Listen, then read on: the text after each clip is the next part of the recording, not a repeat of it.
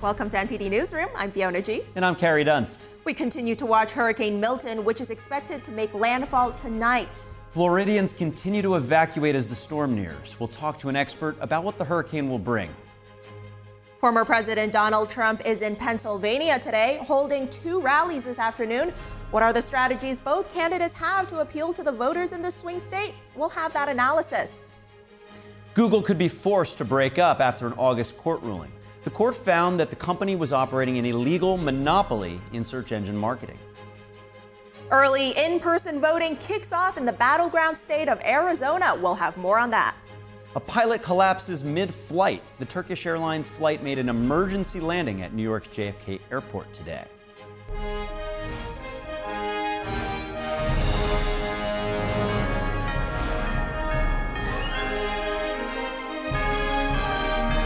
This is NTD Newsroom, live from our global headquarters in New York City. President Biden and Vice President Harris were briefed on the potential impacts and preparations for Hurricane Milton. Officials are warning that the size, intensity, and direction of the storm is raising concerns of catastrophic damage. And while bracing for all of that, Florida is still recovering from Hurricane Helene. Milton is expected to make landfall this evening, but we're already seeing multiple tornadoes hitting Floridians as a result of the incoming storm. Here's what officials are saying as we brace for impact. Winds will be fierce at well over 100 miles per hour, with storm surges reaching up to 15 feet and up to 18 inches of rain. It's looking like the storm of the century. Already, we have sent more than 1,000 federal personnel to be on the ground in Florida to assist with what needs to happen in the state to prepare for this hurricane, and we will continue to scale up those efforts. Milton has moved from a Category 5 to a Category 4 storm, but officials say this just has to do with wind speed. The impacts of the storm will be the same, causing catastrophic damage. Milton will enter the west coast of Florida near Tampa, pass over Orlando, and then leave the east coast. It is not expected to downgrade from a hurricane to a tropical storm, which is unusual. Over 20 million people across the state are under hurricane and tropical storm alerts. Hurricane Milton's outer bands are beginning to impact the state today. That's right. Milton is now a Category 4 storm, just shy of the Category 5 threshold. It is set to make landfall late tonight. Conditions are expected to worsen throughout the day along Florida's Gulf Coast. Governor Ron DeSantis says the state has assembled the biggest search and rescue effort in its history. Parts of Florida's west coast could have storm surges of up to 12 feet. A tornado watch is in effect for the state. Local authorities are urging residents in evacuation zones to evacuate immediately. A growing number of gas stations were flashing empty signs yesterday. Panic buying has gripped Florida as residents brace for a possible monster hurricane. By 6:30 p.m. local time yesterday, around 17% of gasoline stations in Florida ran out of fuel. That's compared with almost no outages on Monday. Florida is the 3rd largest gasoline consumer in the U.S., but there are no refineries in the state, making it dependent on waterborne imports. There are over 1 million people in coastal areas under evacuation orders. Those fleeing for higher ground clogged highways yesterday. The state of Florida has considerable fuel reserves ahead of Milton, and it's staged, and they will be utilized as needed following the storm. We've already dispatched a lot of fuel in the lead up to this, but we still have on hand 1.6 million gallons of diesel and 1.1 million gallons of gasoline. There is no, right now, fuel shortage. However, demand has been extraordinarily high, and some gas stations have run out.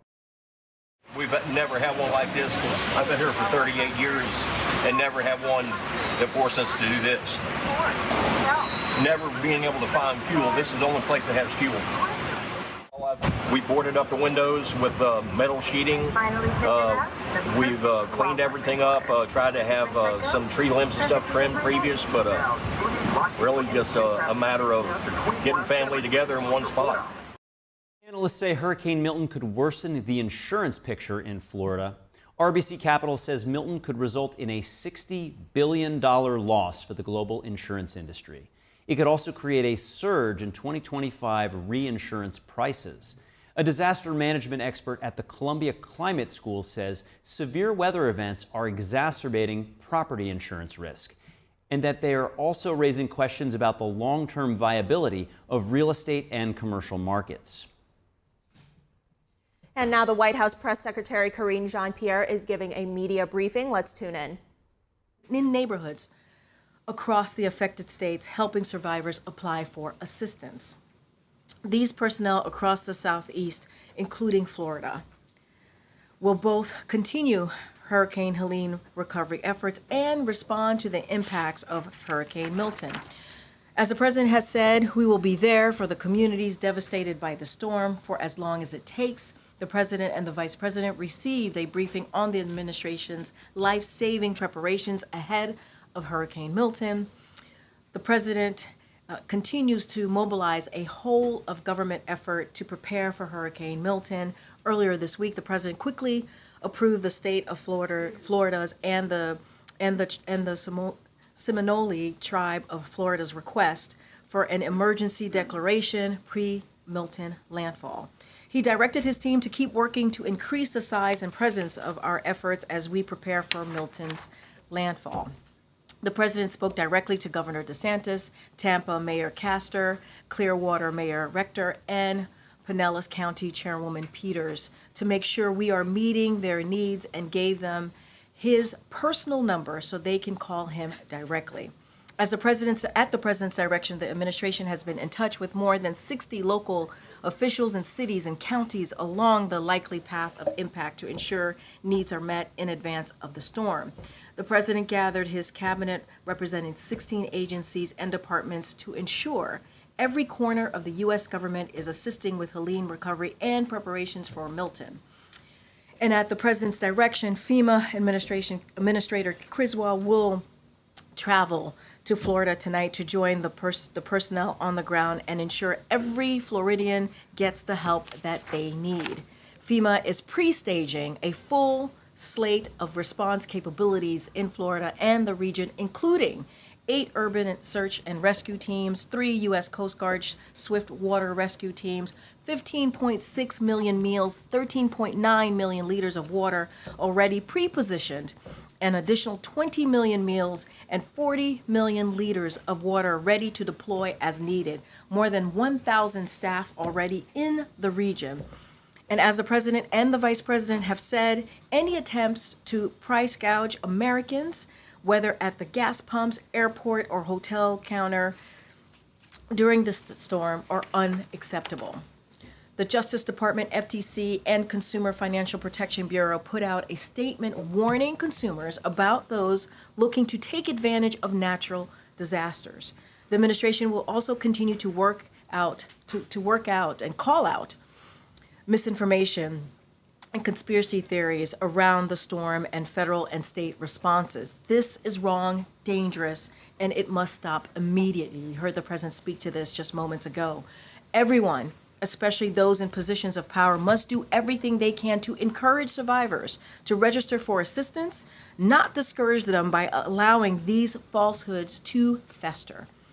This storm will be catastrophic. It will be catastrophic. We urge everyone to listen to local officials, and if you are told to evacuate, do so. Please do so immediately. If you can't evacuate or need a safe place to shelter, text shelter and your zip code to 43362 to get a list of open shelters near you. With that, I will turn it over to Administrator Criswell, who is joining us virtually. Thank you so much, Administrator. I know you are incredibly busy today, but thank you for your time. And with that, I'm going to just turn it over to you. All right. Thank you very much, Karine. So good afternoon, everybody. As you just heard from Karine, I just had an opportunity to brief President Biden and Vice President Harris on our preparatory actions as we prepare for Hurricane Milton to make landfall in Florida. The entire federal family is leaning forward for Milton's response.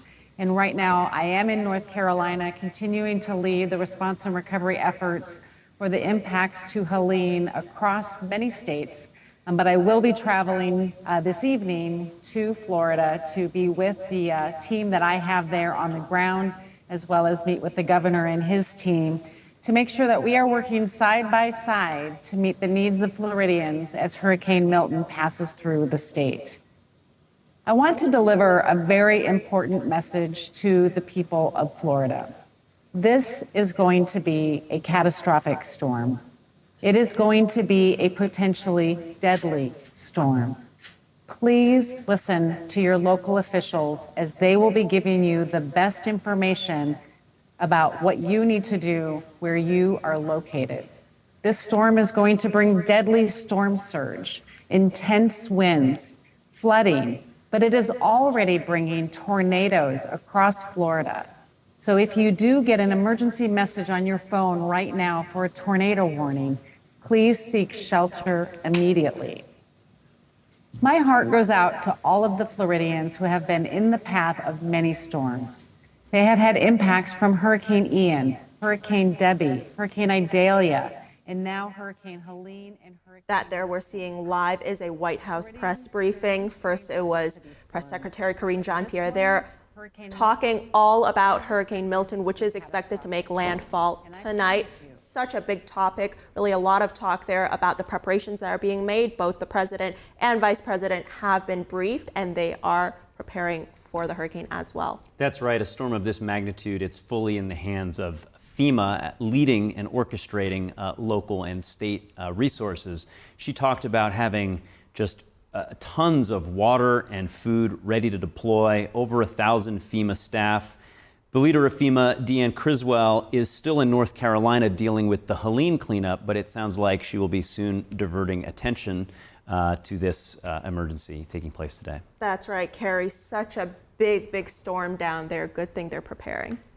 Still staying on the topic of Hurricane Milton, we are now joined by Randall Bass. He is a certified consulting meteorologist with Bass Weather Services. Randall, thank you for joining us. I want to get your opinion on Milton right now. I mean, we hear so many numbers, so much news about it, but break it down into simple terms for our viewers. When is Milton exactly going to make landfall, and how strong is it going to be? Sure. Thank you very much. The storm right now is about 150 miles southwest of Tampa, moving at 16 miles an hour. So it looks like it should make landfall somewhere around the Sarasota area, maybe up towards St. Petersburg, around 9 or 10 o'clock tonight. Winds right now are 130 miles an hour, expected to weaken just a little bit, but realistically, we're still looking at 120 to 130 mile an hour winds. That's the sustained winds. Gusts could be up to 150 as this storm hits the coast. And so put these numbers into context. Exactly how impactful will these sustained winds and wind gusts be to the area? You heard the FEMA director just a few minutes ago saying that that this could be catastrophic, and that's exactly what very well may happen. Anything in a path of winds that strong will almost certainly be destroyed or at least sustain significant damage. As you've probably seen, there's a lot of damage, goods that are still on the roadways or on the side of the road there that they couldn't clean up and get rid of from Helene. Those are going to become projectiles potentially this evening.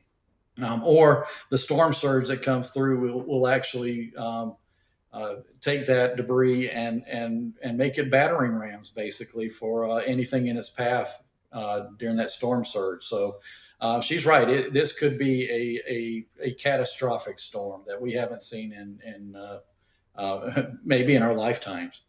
Yeah, I've heard from other weather experts as well, just the danger that this debris poses. It really is so scary. But of course, another huge part of these storms is the water and the water damage. Now, the National Hurricane Center is forecasting up to 15 feet of surge. And, you know, we've been seeing these diagrams of just how tall 15 feet is. I mean, it's incredible. We've seen those diagrams.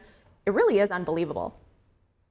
It is. And the one good news about this, if it stays on its current track and does make landfall just south of Tampa and the bay itself. The storm surge up in the Tampa area may be slightly less than what was originally forecast. But even with 10 to 12 foot of storm surge, that's going to go way inland, potentially half a mile or so. And then you've got the bay, and the water is going to surge up the bay, and it's going to inundate anything around it. So again, just going to be something we haven't seen before in that area. Really is incredible. And then now there are also these reports that Milton is creating tornadoes. I mean, how big of a threat is that? Is that uncommon with hurricanes? No, it's actually very common with hurricanes because of the natural spin of the hurricane itself. Gets on land, and because of the friction of the land, it actually spins up tornadoes quite a bit. I've already seen at least 3 confirmed tornadoes in especially the southern third of Florida. And just looking a few minutes ago, I believe there were up to 10 tornado warnings through central Florida going on simultaneously. So this one looks like it may be a significant tornado producer as it crosses the state this afternoon and even overnight tonight. And so should Floridians be concerned about these tornadoes as well, or is the main focus still on the hurricane and the water? If you're in the Tampa, St. Petersburg, Clearwater area, obviously the storm surge is going to be your biggest issue. Anywhere inland, tornadoes will probably be the bigger issue for them, with the exception of the actual track of the tornado or of the hurricane as it crosses through close to Orlando and then off the coast near Melbourne or even up towards Daytona. Along that track, you're going to get the highest winds. Rainfall is going to be another issue. A foot of rain is very possible in a lot of areas, maybe up to 16 to 18 inches. So, even well inland, flooding is going to be a major concern with this storm. So scary. And for these Floridians that are still in these evacuation zones and haven't left yet, how much time do you say they've got left to really just get out of there? Realistically, if you're along the West Coast, it's probably best now to just hunker down where you're at, shelter in place. If you do have to go for whatever reason, I would suggest going to the nearest shelter as opposed to trying to get somewhere far inland. A car is probably the worst place you can be at during this storm. If you are inland, you might have a couple of more hours, but realistically, again, your time is pretty much out. It's best to either shelter in place or go to your nearest shelter. And Randall, quickly before we go here, for those that are sheltering in place, what is the most important advice you could give them right now? Stay inside. And if you are in your home or a place like that, take some, get some water. Fill up fill up your tub, fill up bottles and things like that, so you at least have some drinking water. Power is going to go out. If it hasn't already started, it's going to go out soon for a lot of areas in Florida. So make sure you have flashlights, battery operated candles, things like that. If you have a generator, make sure that you have gas for it, which again is probably too late if you haven't done that. But if you do, please make sure that if you do run a generator, keep that outside, so that we don't want anybody dying of carbon monoxide poisoning because of that.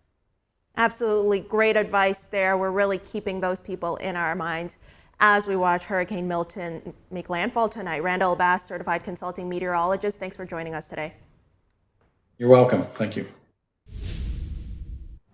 Up next, a pilot collapses mid-flight. The Turkish Airlines flight made an emergency landing at New York's JFK airport today.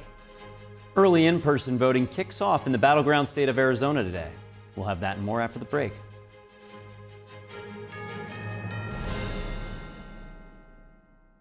A large retail store just canceled a huge order, leaving us with a ton of extra MyPillows. But you know what?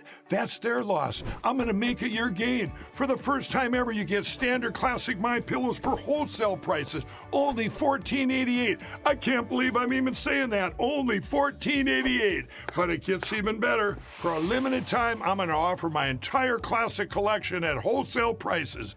Upgrade to a queen-size MyPillow for just $18.88. King size only $1 more. Get my body pillows for $29.88 and multi-use MyPillows for only $9.88. So go to mypillow.com or call the number on the screen. Use your promo code to take advantage of wholesale pricing for the first time ever on TV, including my standard size MyPillow, only $14.88. They've never been offered this low before.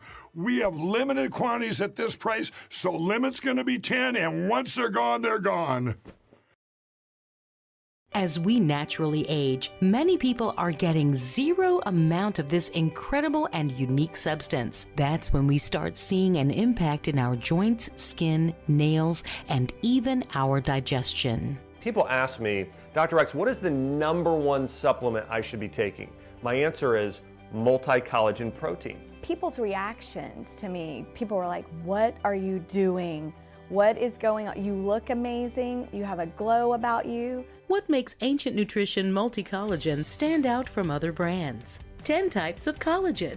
It's grass-fed, pasture-raised with vitamin C and probiotics. It's proven to reduce joint discomfort rapidly, continuously, and persistently.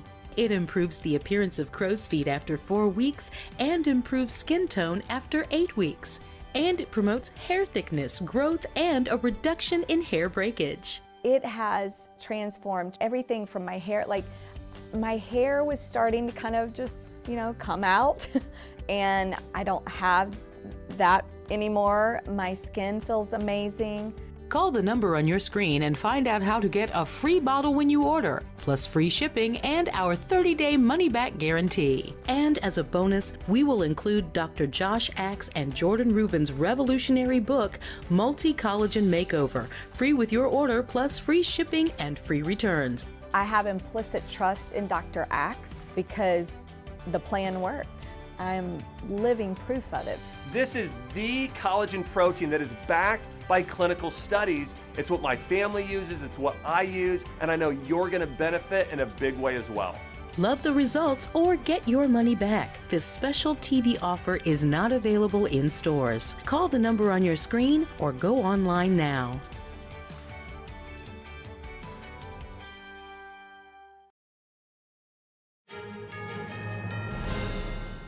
Welcome back. Airline officials said a Turkish Airlines flight made an emergency landing at New York's JFK airport today. This was due to the captain dying during the flight. Now, the plane was traveling from Seattle to Istanbul when it turned toward New York. An airline spokesman said the pilot had collapsed mid-flight and first aid attempts were unsuccessful. He did not survive and died before landing.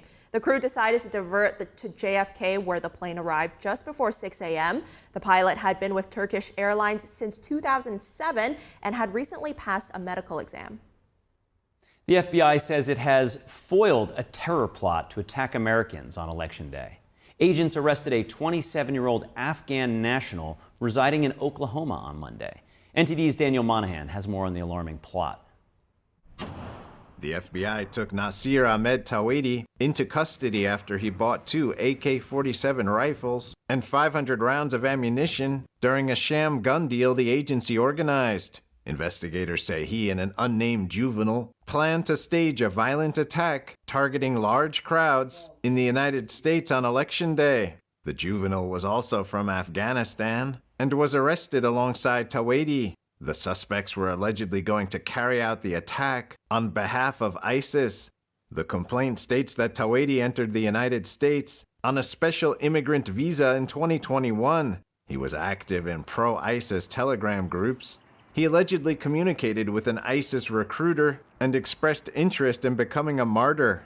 The complaint references several messages Tawedi allegedly sent. It says he talked about acquiring AK-47 rifles to execute his planned attack. One message read, "We have ordered 500 bullets. What do you think, brother?" Is it enough, or should we increase it? In another, Tawedi talked about selling his house for $185,000 and arranging for his family to move abroad. Investigators also noted Google searches Tawedi allegedly made. One was, how to access Washington, D.C. cameras, and another read, which U.S. state does not require relations to get a firearm?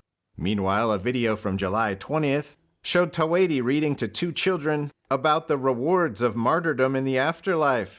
The complaint states that Tawedi and his juvenile co-conspirator advertised their family's assets for sale on Facebook before the planned attack. An FBI informant, posing as a gun dealer, responded to their ad and met with them at a rural location to test firearms. On October 7th, they purchased 2 AK-47 rifles, 10 magazines, and 500 rounds of ammunition. They were arrested immediately after the transaction. After being arrested, Tawedi allegedly confirmed the attack was planned for Election Day. Tawedi faces charges for conspiring to support ISIS with a potential 20-year sentence, and for receiving a firearm for terrorism, which could add up to 15 years if convicted. Daniel Monahan, NTD News. Election season is well underway in Arizona, which is a key battleground state. Early in-person voting starts today, along with mailing of ballots. Now, these ballots are then sent to voters who made a one-time request or are on the state's early voting list. Drop boxes across Arizona also open today. Voters who receive mail-in ballots can choose to vote early in person. The deadline to request a mail-in ballot is October 25th. Early in-person voting ends on November 1st at 7 p.m., 4 days before Election Day, November 5th. An emergency voting period runs from November 1st to November 4th to ensure that all voters have reasonable access to at least one voting site. According to 538's polling average from yesterday, former President Trump leads Vice President Harris by just over 1% in the state. Real Clear polling shows a similar edge for Trump in Arizona. Trump's running mate, Senator J.D. Vance, is holding a rally in Tucson today. Meanwhile, Harris's running mate, Minnesota Governor Tim Walz, will also be visiting Arizona. Vice President Harris did an interview with Howard Stern yesterday. Harris shared her concerns over issues like abortion and also vowed to appoint a Republican to her administration.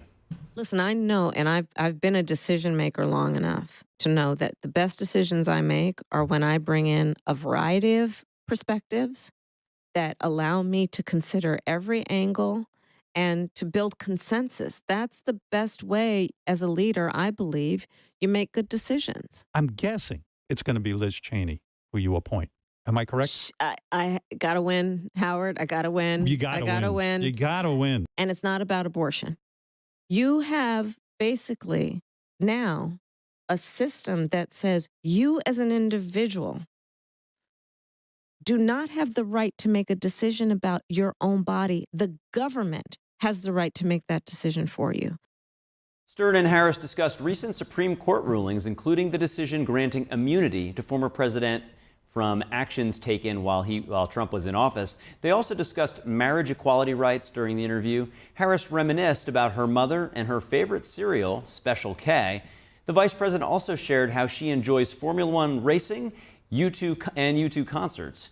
Harris's lead over Trump has narrowed, according to Reuters Ipsos polling from yesterday. She now leads Trump 46% to 43%. Coming up, former President Donald Trump is having 2 rallies in Pennsylvania this afternoon. NTD's Iris Tao will bring us the latest. Google could be forced to break up after an August court ruling. The court found that the company was operating in a legal monopoly in search engine marketing. We'll have that and more after this break.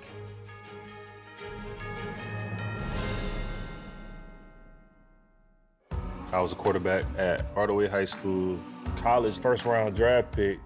On and off the field, we were taught to not show any signs of weakness. During the football season, I would stop eating. But I didn't know I was depressed. I thought that something was wrong with me. For 20 plus years was physical. We didn't have any education behind what mental health was. I started to learn it starts here first. If this is together, I'll be better as a father, as a man, and as a husband. put the importance on your mental health. I'm not scared to talk about it anymore. The first tool is therapy. The second one is positive self-talk. And then journaling, putting your thoughts on paper. We have to redefine what being a strong man is and heal, love your mind.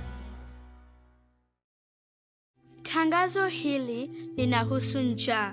Tarajia kuona watoto wakiwa na njaa katika maeneo haya. Mambo yalikuwa bora kwa miaka mingi. Tuliweza kupigana na njaa na watoto wachache walikufa. Lakini sasa mambo yamebadilika na kwa mabaya zaidi. Hii ni kwa sababu wakati huu ukame umeangamiza zaidi. Через війни та конфлікти ми мусимо залишати наші домівки і всі наші речі. Ми навіть не маємо їжі. Тому нам потрібна ваша допомога. Millions of children are fighting to survive due to inequality, conflict, poverty, and the climate crisis. Save the Children is working alongside communities to provide a better life for children. And there's a way you can help. Please call or go online to give just $10 a month.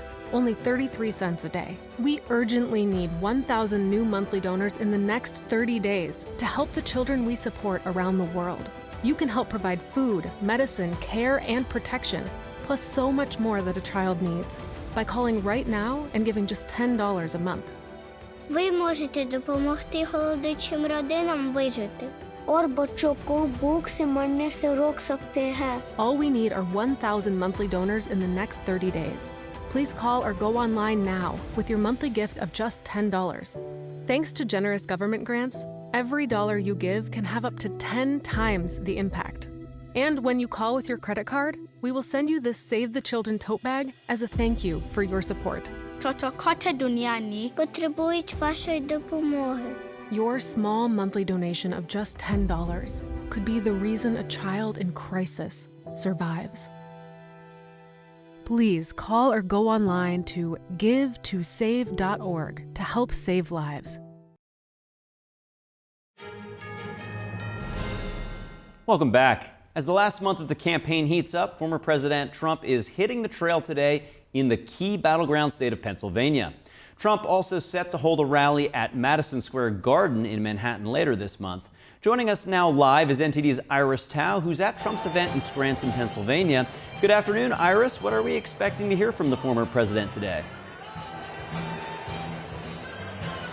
Good afternoon to you as well. So at around 3 p.m. Eastern time today, former President Trump is expected to take the stage right behind us here in Scranton, Pennsylvania, the hometown of President Biden, which Biden often talks about. And today, Trump, while here, is expected to talk about the economy, focused on his plan to eliminate taxes on both overtime pay as well as tips. He's also going to talk about household prices and wages.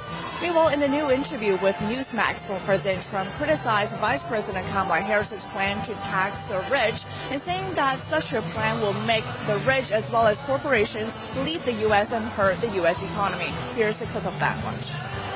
Well, you don't tax the rich because the rich are going to look. The rich pay most of the tax in the country. First of all, you know, people hate to say it, they hate to hear it. But you take a certain very small percentage, and most of the tax is paid by the rich. But the problem that she has is she's going to the communist method. And after speaking here in Scranton later this afternoon, Trump is also heading to Reading, Pennsylvania for a 7 p.m. Eastern Time rally. And that will be Trump's second event here in Pennsylvania today. And that's as Trump is seeking to get the battleground state, of course, to vote for him. Iris, 2 events there in one day. Can you tell us more about the importance of Pennsylvania in this election? And what's Trump's strategy when it comes to campaigning across the country in this final month before the election? Sure. So both candidates, both Harris and Trump, are pouring in massive resources into Pennsylvania, as this is the biggest battleground prize with 19 electoral votes. which will get them a big step toward the 270 votes, electoral votes that would need to win the presidency. And meanwhile, Trump is not just focused on the several battleground states, though he's also traveling this week to two non-swing states, which will be California and Colorado. And Trump's campaign has just confirmed to our media group today that Trump will be holding a rally at Madison Square Garden in Deep Blue, New York on October 27th. And that will come just 10 days before the November election. So the turnout for that rally in Deep Blue, New York City will be very interesting to watch. Back to you. That's Iris Tao on the ground in Scranton, NTD's White House correspondent. Thanks, Iris, for that report. With 27 days until Election Day, the polls are showing a neck-and-neck race, with the leads in battleground states being smaller than the polls' margin of error. In plain English, no one really knows what's about to happen. To explore this further, we're joined by Mike Leon, NTD's news contributor, policy strategy director for the Free and Equal Elections Foundation, and host of Can We Please Talk podcast. Mike, good to see you. We've heard from Kamala Harris over the past week or so. She's been doing more press, going on unconventional outlets as well as the mainstream media. What are your key takeaways?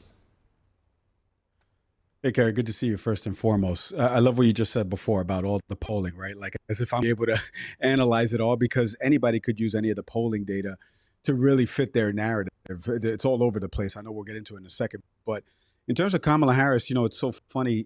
I want to say about a month ago, September 21st, is when I was doing a hit and I mentioned doing more media. There was an Axios article that came out, and at the time had only shown that Kamala Harris and Tim Walz have only done about like 3 interviews.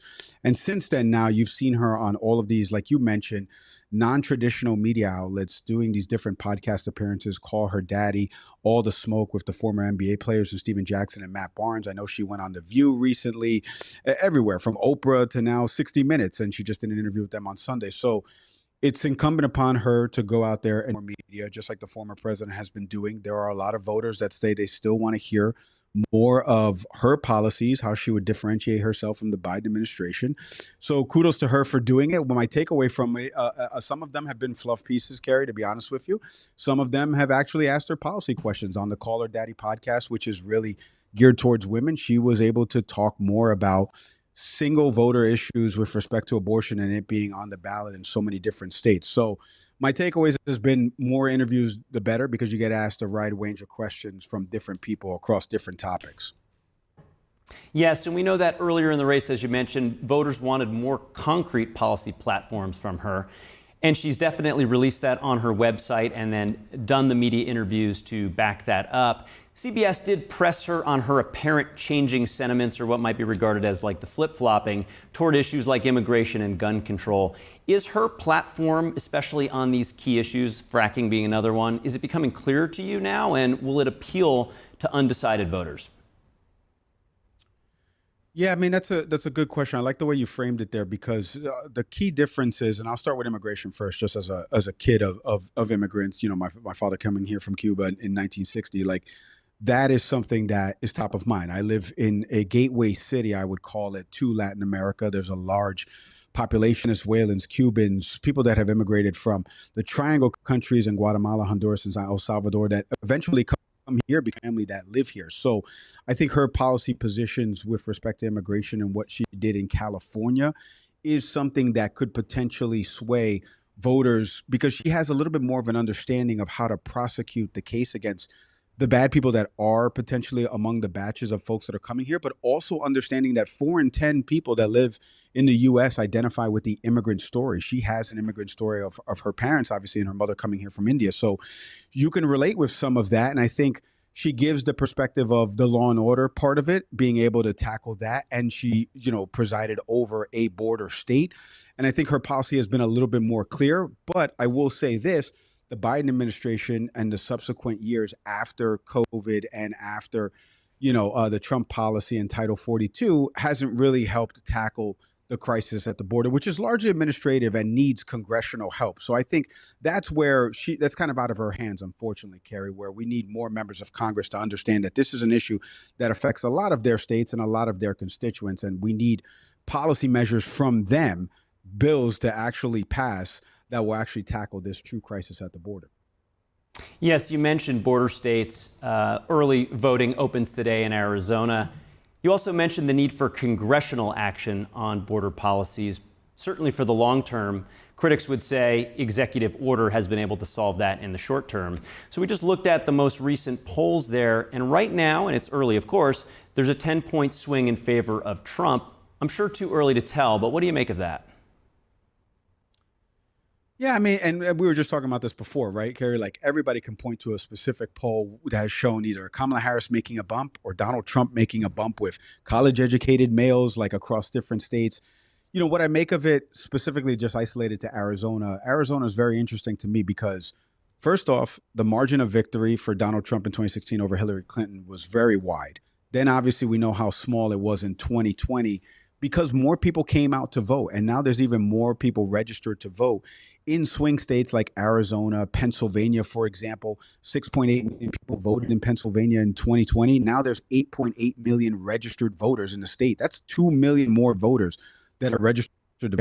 In terms of Arizona specifically, more registering as independents there. So it's going to be interesting to see how the former president's message resonates with voters there. And obviously, you know, Kari Lake down ballot is in a key Senate race against Ruben Gallego. So that could affect some certain things there in that state. But I'm interested to see how it plays out because immigration is a huge topic being discussed in Arizona all the time. Reporters, it's a border state, obviously. And I think it's been a theme of former President Trump talking about his immigration policies in 2020 versus what the Biden administration has done. And I think it's resonated with voters. And I think that's why you're kind of seeing that margin trend a little bit. You mentioned the difference in Arizona between 16 and 20, attributing it to getting out the vote. Churchill once observed in a famous quote that younger people tend to have liberal views and gradually as they age, they become more conservative. Whether or not that's true, can Harris count on the young vote to make the difference? And if the young vote sits out, is that essentially a vote for Trump? You know, what are your thoughts? Yeah, I mean, and I love the way, again, the way you framed it, because if you look at 2016, 2020, this year we thought there was going to be a third party candidate that would siphon some votes. Obviously, that's been consolidated a little bit with RFK coming out of the race. But it is true. I can only speak to the Latino community. That's very true in terms of as you get older, you become more conservative. And as you're younger, right, look at the college campus protesters and stuff like that. They would identify that the war in Gaza is their number one pressing issue, whereas opposed to somebody that's over the age of 40, 45 would say that the economy is the number one issue with them, right? So those voter trends are always, I think, across, you know, white, black, Latino, it doesn't matter. That's always going to be the case. But I think for Kamala Harris, she is trying to garner that vote. And that's why I mentioned those podcasts before, like Call Her Daddy. The listenership of female voters under 18 to 34 is astronomical in terms of meeting an audience where they are. And then if you notice, Donald Trump did the same thing just with males. Aiden Ross's podcast, Logan Paul's Implausible podcast has millions of subscribers. And I think both of them are really trying their hardest to garner that youth vote. But in terms of your question, Carrie, if the youth vote really sits this out and we see voter apathy in this, that is a nudge in the former president's direction, in my opinion, because of just given the way 2016 went, voter apathy and him winning the election, and 2020, more voter turnout and Joe Biden winning the election. Yeah, you mentioned voter apathy and how much the turnout affects the outcome. Trump has been signaling he believes he can flip previously safe blue states red. He said that about New York, and he's going to Colorado this week to Aurora. Are there any states beyond the 6 battleground states that we've been talking at ad nauseum that you think are in play for either candidate? Yeah, I don't think so. You know, we see this all the time. Democrats try this all the time when Texas, Beto O'Rourke and his failed campaigns. I know Colin Alvarez is right now going up against Ted Cruz in the state. I don't foresee that happening. Again, there's more registered Republicans than there are registered Democrats in those states. And I think the same thing for the former president. I know he's made inroads that he can win Colorado. He's going to win Minnesota. He's been campaigning in New York. You were mentioning he's going to do something in Madison Square Garden. And obviously he was in my neck of the woods in the Bronx. He has no shot to win New York. He knows that. The campaign knows that. And I think the focal point is the 6 states because we've seen the flip, Carrie, from the data tells us all. 2016 to 2020, you see the flips from Georgia to Arizona to Pennsylvania, and how they flipped Republican, Democrat to Republican. So I think those are the states that they're going to post up in. You saw Iris previously is in the state of Pennsylvania where the former president is. Those are going to be the key votes to get to 270 on that electoral map. I don't foresee any states flipping. I know Democrats think Florida is in play here. Florida is not in play for any Democrat listening to me. I live down here in the state. I'm telling you, it's not in play down here. The margins have shrunk in those blue dots to the Republican candidate. So I don't foresee that. I think the battleground states are going to be the focal point. And if I had to rank them, Carrie, I think Pennsylvania is going to be the most interesting one storyline wise. And I think Arizona, and then as we get lesser down the trough, Michigan, Wisconsin, North Carolina. And as we finish up, Mike, you mentioned the data. What else are you seeing in the data, or what else should we be looking for in the data as we close out in these last few weeks? Well, I mentioned it throughout this whole interview. It's really voter registration. I know for a lot of states, voter registration either expired on Monday. There's early voting, obviously starting in a bunch of different states. But I'm looking at the increased numbers of voters and the turnout of those potential voters. So I gave the example of Pennsylvania and 2 million more registered voters, just given the voter rolls right now in 2024 and the numbers from 2020 of how many people went out to actually vote. If you look at Nevada, for example, another state, 2 million registered voters. I think 1.3 million people voted in the 2020 election. That's 700,000 new voters. Arizona has increased as well in terms of registered voters. So that's been the most interesting thing to me, because that means that more and more people realize the importance of this election, and they're going to go out and vote on November 5th. So I would encourage all people out there, go out, register to vote. If you haven't missed a deadline in your state, make sure you are voting and participating in this process, coming November. Great advice there, Mike. Get out there and vote and register. You can't vote if you don't register. So Mike Leon, NTD News contributor, Policy Strategy Director for Free and Equal Elections Foundation, and the host of Can We Please Talk podcast. Thanks for joining, Mike. Thanks as always, Gary. The federal deficit has risen to over $1.8 trillion for the fiscal year of 2024. That is the highest in the post-COVID era. Now, interest costs on public debt jumped 34%, totaling $950 billion. Increased spending on Social Security and Medicare also contributed to this deficit. Vice President Harris says she would be more fiscally responsible than Donald Trump. Deficits have significantly increased over the past 2 years. Republicans like Senator Chuck Grassley accuse the Biden-Harris administration of being fiscally irresponsible. The Committee for a Responsible Federal Budget says Trump's plans would add over $7 trillion in debt. It estimates Harris's proposals would increase debt by $3.5 trillion. Google could be forced to break up. The Justice Department said it may ask a judge to force the company to sell off businesses like its Chrome browser and Android phone operating system. This comes after an August court ruling when Google was found to be operating an illegal monopoly in search engine marketing. Now the Justice Department is considering what penalties to demand, with a breakup among the options. Another would be to require Google to supply rivals with the indexes, data and models it uses for search functions. Officials could also seek to stop payments the firm makes to have its search engine pre-installed or set as the standard option for new devices. Google pays billions every year to companies like Apple to secure default status for its products. The proposed fixes will also extend to ensuring the firm doesn't build a new monopoly in artificial intelligence.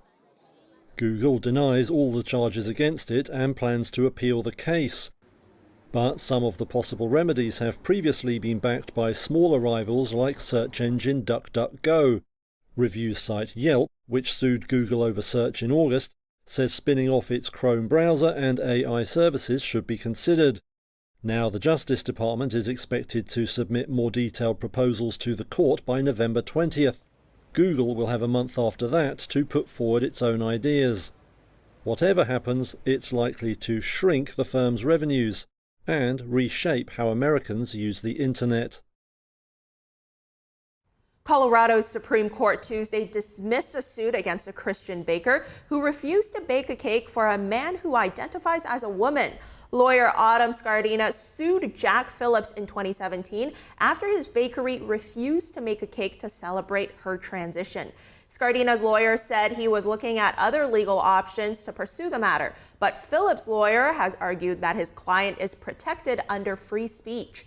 He said Phillips has been, quote, dragged through courts for over a decade and enough is enough.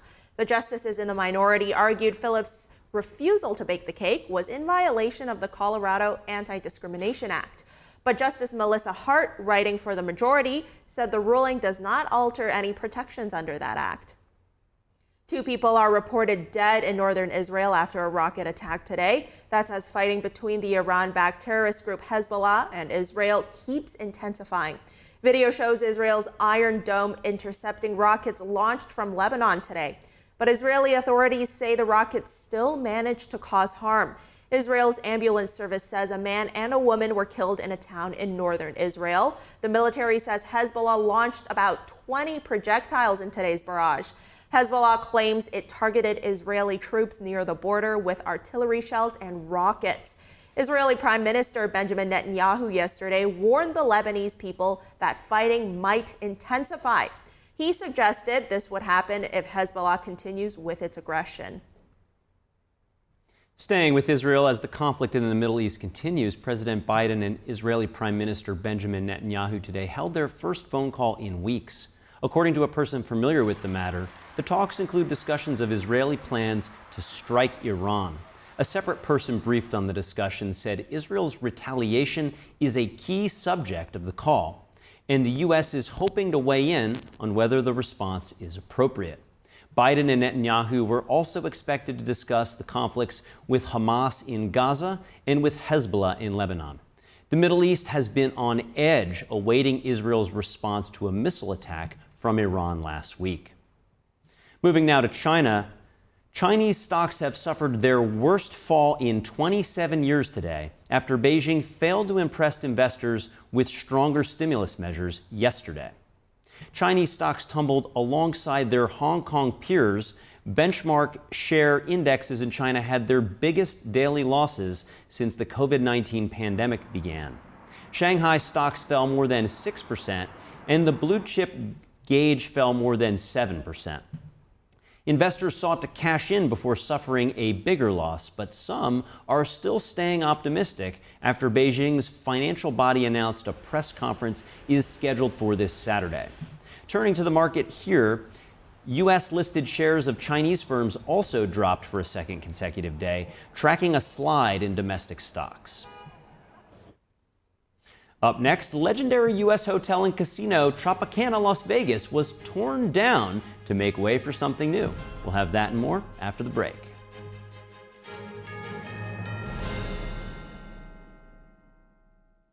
If you're watching this, I didn't make it.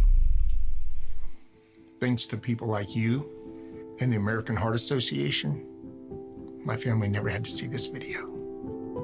I was a healthy 47-year-old, no symptoms. But then my doctor discovered I had a bad heart valve that was beyond repair. The scariest day of my life was when I was sitting on a gurney as I looked and my wife was at my side and my kids had me surrounded. Deep down, you know, this could be it. This could be all there is. Not having him around for Riley to grow up with and have that papa figure in his life, that would have been hard. This little heart valve did something really big. It saved my life. I wouldn't be here today without it. The research for this heart valve was funded by the American Heart Association.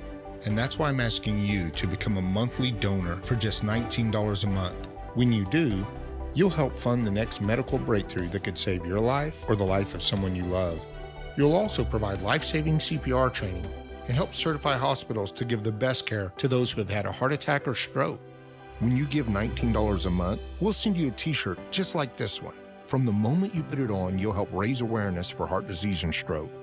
Since my surgery, I had a son get married. I had a daughter graduate high school. I had another daughter give birth to a precious boy. I would have missed all that. And that's why it's personal for me. We're very thankful for everyone who is a donor because it gives us more time. Every 40 seconds, someone has a heart attack. The next person you help save could be someone you love or even you. Become a monthly donor today by calling or going to helpheart.org because it's personal.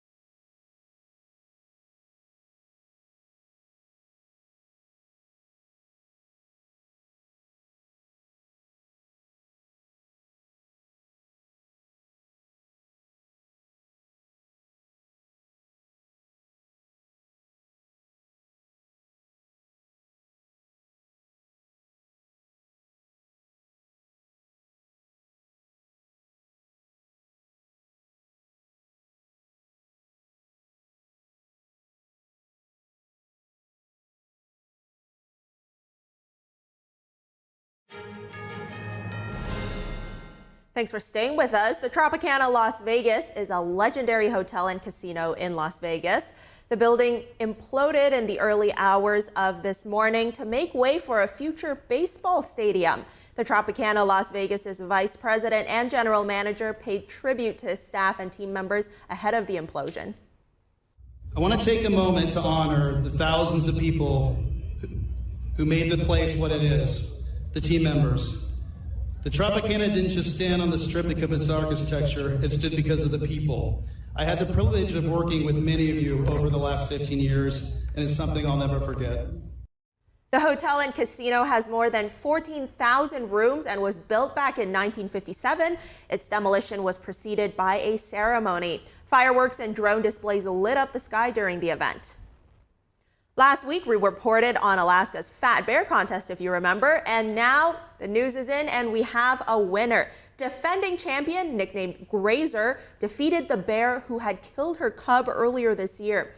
In a tournament-style knockout, people were encouraged to cast their votes online for the bear that they believed shows the best signs of being prepared for the winter.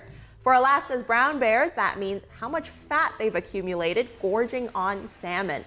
People could watch the bears in action over live stream.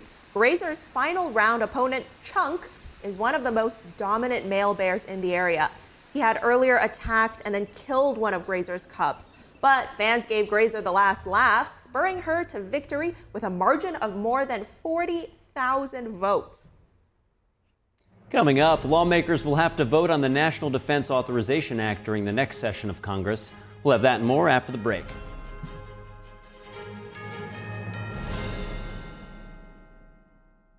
Come to the Mathis Design Studio, the premier destination for designer furniture. See the latest trends from top brands with heirloom quality pieces for every room in your house. Whether you're redecorating a single room or furnishing an entire home, we have the styles you'll love. Plus, enjoy fast, complimentary delivery. Visit us now for exclusive discounts and let us help make your dream home a reality for less than you ever imagined at the Mathis Design Studio. I'm Richard Karn, and I love my hose. It ain't those old hoses. This is my hose. The new Pocket Hose Copper Bullet, now infused with real copper, so your water is always clean and lead-free. Just turn on the water and watch your hose grow and grow. And when you turn off the water, away it goes. Our new inner tube uses 3 layers of high-strength latex on the inside. Then it's wrapped in a new polymer filament jacket, 3 times stronger than the other hoses. But my favorite part of our new hose build, the oversized, easy-to-grip fittings. Get the super light 25-foot Pocket Hose Copper Bullet today for only $29.99. But wait, call now and get our copper spray nozzle with our exclusive thumb drive free. This is an exclusive release of our newest Pocket Hose. Order now. Call 1-800-960-8919. That's 1-800-960-8919 or visit copperbullet.hose.com. Order now.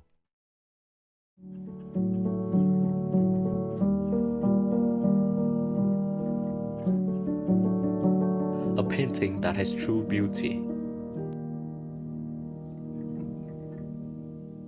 I imagine it's like a door.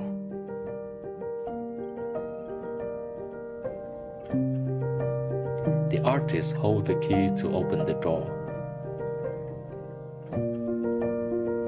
and bring people to a purer world.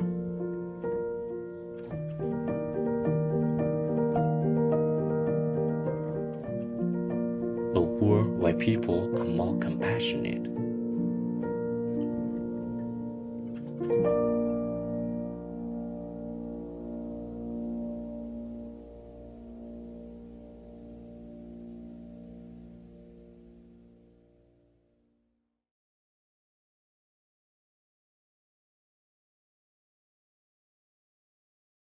When I was in foster care, I never knew when I would have to move, so I always had my suitcase ready to go.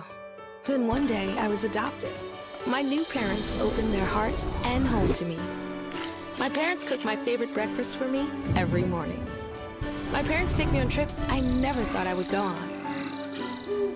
They gave me a home and an even better reason to use that suitcase. My parents aren't perfect, but they're perfect for me. I'm Richard Karn, and I love my hose. It ain't those old hoses. This is my hose. The new pocket hose Copper Bullet, now infused with real copper, so your water is always clean and lead-free. Just turn on the water and watch your hose grow and grow. And when you turn off the water, away it goes.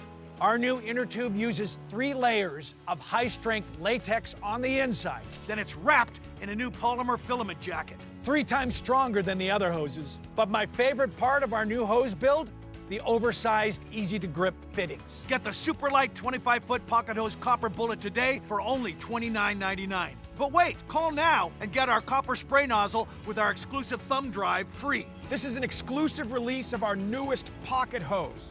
Order now. Call 1-800-960-8919. That's 1-800-960-8919 or visit copperbullet.hose.com. Order now.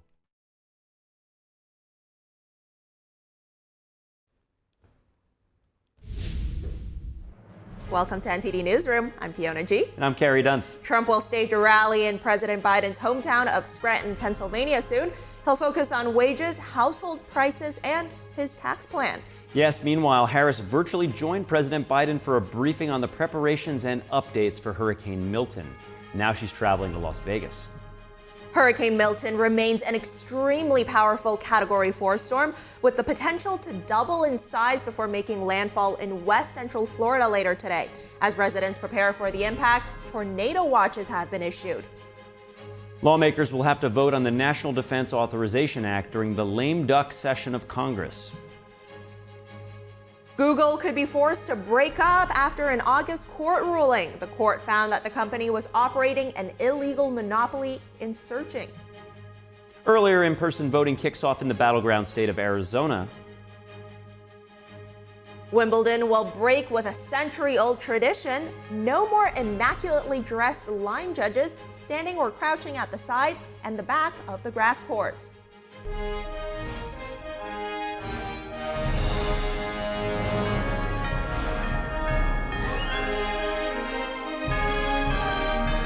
This is NTD Newsroom, live from our global headquarters in New York City. President Biden and Vice President Harris were briefed on the potential impacts and preparations for Hurricane Milton. Officials are warning the size, intensity, and direction of the storm is raising concerns of catastrophic damage. And while bracing for all of that, Florida is still recovering from Hurricane Helene. Yes, Milton is expected to make landfall this evening, but we're already seeing multiple tornadoes hitting Florida as a result of the incoming storm. Here's what officials are saying as we brace for impact. Winds will be fierce at well over 100 miles per hour, with storm surges reaching up to 15 feet and up to 18 inches of rain. It's looking like the storm of the century. Already, we have sent more than 1,000 federal personnel to be on the ground in Florida to assist with what needs to happen in the state to prepare for this hurricane, and we will continue to scale up those efforts. Milton has moved from a Category 5 to a Category 4 storm, but officials say this only has to do with wind speed. The impacts of the storm will still be the same, causing catastrophic damage. Milton will enter the west coast of Florida near Tampa, pass over Orlando, and then leave the east coast. It's not expected to downgrade from a hurricane to a tropical storm, which is unusual. Over 20 million people across the state are under hurricane and tropical storm alerts. Hurricane Milton's outer bands are beginning to impact the state today. Milton is now a Category 4 storm, as mentioned, just shy of the Category 5 threshold. It's set to make landfall late tonight. Conditions are expected to worsen throughout the day along Florida's Gulf Coast. Governor Ron DeSantis says the state has assembled the biggest search and rescue effort in its history. Parts of Florida's west coast could have storm surges of up to 12 feet. A tornado watch is in effect for the state. Local authorities are urging residents in evacuation zones to evacuate immediately. A growing number of gas stations were flashing their empty signs yesterday. Panic buying has gripped Florida as residents brace for a possible monster hurricane. By 6:30 p.m. local time yesterday, around 17% of gasoline stations in Florida ran out of fuel. That's compared with almost no outages on Monday. Florida is the third largest gasoline consumer in the U.S., but there are no refineries in the state itself, making it dependent on waterborne imports. There are over 1 million people in coastal areas under these evacuation orders. Those fleeing for higher ground clogged highways yesterday. We've never had one like this because I've been here for 38 years and never had one that forced us to do this. Never being able to find fuel. This is the only place that has fuel. We boarded up the windows with metal sheeting. We've cleaned everything up, tried to have some tree limbs and stuff trimmed previous, but really just a matter of getting family together in one spot. Analysts say Hurricane Milton could worsen the insurance picture in Florida. RBC Capital says Milton could result in a $60 billion loss for the global insurance industry. It could also create a surge in 2025 reinsurance prices. A disaster management expert at the Columbia Climate School says severe weather events are exacerbating property insurance risk, and that they are also raising questions about the long-term viability of real estate in commercial markets. Staying on the topic of Hurricane Milton now, we are joined by Felipe Colon, investment advisor at Sanderling Partners and co-host of the Sarasota Speaks podcast. Felipe, thank you for joining us. I want to start with this. Now, I know that you're in Sarasota. Walk us through what's happening there. Well, we've been anticipating the arrival of this storm for the past several days, really since the weekend when it was starting to form and really come to fruition. And coming across the peninsula in Mexico. So, we've been preparing, and because the last storm that we had was only 2 weeks ago, memories are short, but it was so recent that people remember how catastrophic that flooding was at that surge level. And we know this one is going to be more than double that. So it's a really daunting task. We're still cleaning up from that last storm, and we're faced with an even worse storm now. Yeah, it really is so daunting, as you say. Now, what is the sentiment there? I mean, are people scared or do they feel prepared? Do you feel scared or prepared? Well, I've lived here for about 17 years. My family's been here for 25. And I will tell you this is the most serious I've ever seen our locals take storm preparation. We get hit with we get threatened. We don't get hit very often, but we get threatened by a lot of storms here in Sarasota and in this greater Suncoast area. But seldom do we get those direct hits. Usually the storms move off into what's called the Big Bend area, which is less populated, or down south in the Fort Myers area. So we've been threatened a lot. We haven't been taking a direct hit. As soon as the locals saw that this was possible to be a direct hit, a lot of them took it very seriously and either evacuated or made the preparations to weather the storm. Correct me if I'm wrong, Felipe, but from my understanding, you're going to stay in Sarasota to weather this storm out? A lot of us are staying in Sarasota, and the reason is this particular storm, the biggest threat is the storm surge. Now, don't get me wrong, the winds are great as well, but a lot of our architecture is recent and it's adapted to those winds. We have hurricane standard hardened windows. So that's not as much the concern as it is the catastrophic storm surge. So what most folks are doing who are either near the coast or on the barrier islands is they're either leaving the area entirely or they're going inland to places like where I'm sheltering, about 10 miles from the coast, that aren't going to be susceptible to those floodwaters. Well, it's good that you're somewhere that won't be susceptible to that. Now, what kind of warnings and aid have you been given or have you been getting from the government? Well, usually we have evacuation zones, A, B, C, and D. Usually evacuation zone A, which is the properties on the barrier islands and the coastal properties closest to the bay, are almost always evacuated in these kinds of situations. It's rare that we get B and even C evacuated. I have an apartment in the C area, and I actually was evacuated from there, which is why I'm out at a family house about 10 miles inland. So, this is a rare thing that we have a storm that's threatening us enough to evacuate A, B, and C areas. It really is unprecedented. Were you at all impacted by Hurricane Helene? I wasn't as much personally, but I have a lot of friends who lost a lot, especially those who are living on the barrier islands, Siesta Key, Longboat Key, Casey Key, and even in Manatee North, Anna Maria Island. Some of those areas, they didn't just have storm surge, they're still cleaning 2 or 3 feet of sand out of the homes in some cases. So it really was a catastrophic flood for people who are in those areas. But if you lived a bit inland, we didn't really get as much rain from that storm. So it didn't affect us as much here. But we see what it did inland up in the Carolinas and places like that. So that was a very dangerous storm and was very large with a lot of potential for destruction. This storm is different because it's very small and concentrated, and now it seems to be moving very fast towards us. So I think that's why they're confident that this is going to be a direct hit in our area. Absolutely. And those friends you mentioned there who were heavily impacted by Hurricane Helene, how are they doing now? Are they adequately prepared for this new hurricane coming? In many cases, they were still either cleaning out or rebuilding. So for some of them, it means doing the same thing all over again. And for others, they heeded the warnings and evacuated completely or just haven't even rebuilt yet.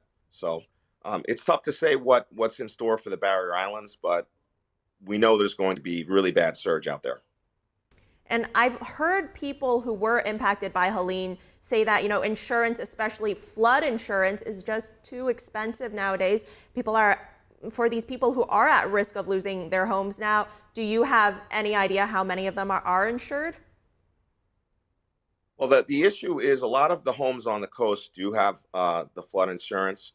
The thing that was different about Helene and some of the other storms like Debbie that have hit us recently, they dropped a lot of rainfall inland and in some areas that are not accustomed to flooding.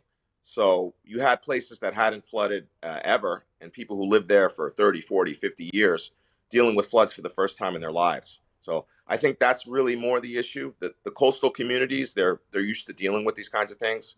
If you have a house on Siesta Key or Longboat Key, Hello, Philippe? Yes, I'm sorry about that.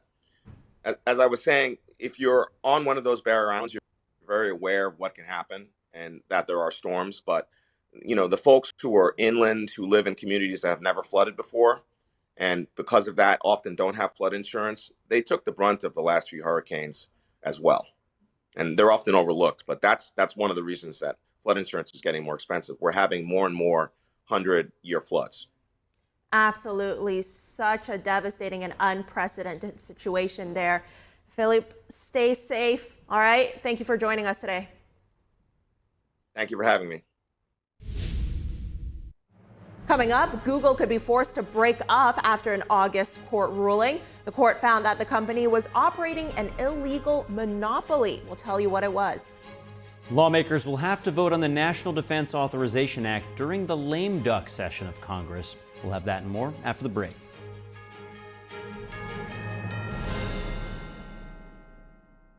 The Kindness is Cool Video Awards are back for their second year. Record and nominate acts of kindness, both big and small, from individuals, families, and communities. Submit your videos on ganjingworld.com with the hashtag #KindnessIsCool. Win a $10,000 grand prize and be featured on a New York Times Square billboard.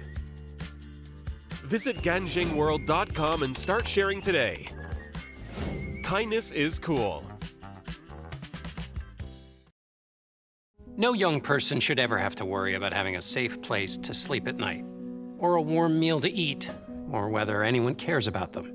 I grew up in poverty, and I actually became physically homeless right after I turned 16. I didn't have anywhere to sleep, and I didn't really have friends or family that could support me. To be homeless as a teen, I didn't ask for that. 1 in 10 young adults will experience a form of homelessness this year, and that's unacceptable. But the good news is there is an organization making a big difference: Covenant House. For the young people who didn't ask to be put in unthinkable situations, Covenant House is there providing safety, hope, and a brighter future. Call or go online now. For a gift of only $19 a month, just 63 cents a day, you can provide hot meals, safe shelter, medical care, and love. For over 50 years, Covenant House has been helping youth in crisis and giving them the support and tools they need to succeed in life. Without the Covenant House, I honestly could not tell you where I would be today. Call or go online right now to safeplacetosleep.org with your gift of just $19 a month. With your monthly donation, you'll receive this soft, comforting blanket as a reminder of the warmth and safety your gift will provide a young person tonight. I would not be here today if it weren't for the kindness of strangers, people who donated to Covenant House so that they could support me when I couldn't support myself. I have no words to express how Covenant House changed my life. Your monthly gift is urgently needed to reach young people in communities like yours who didn't ask to be put in unthinkable situations. Your support makes the work of Covenant House possible.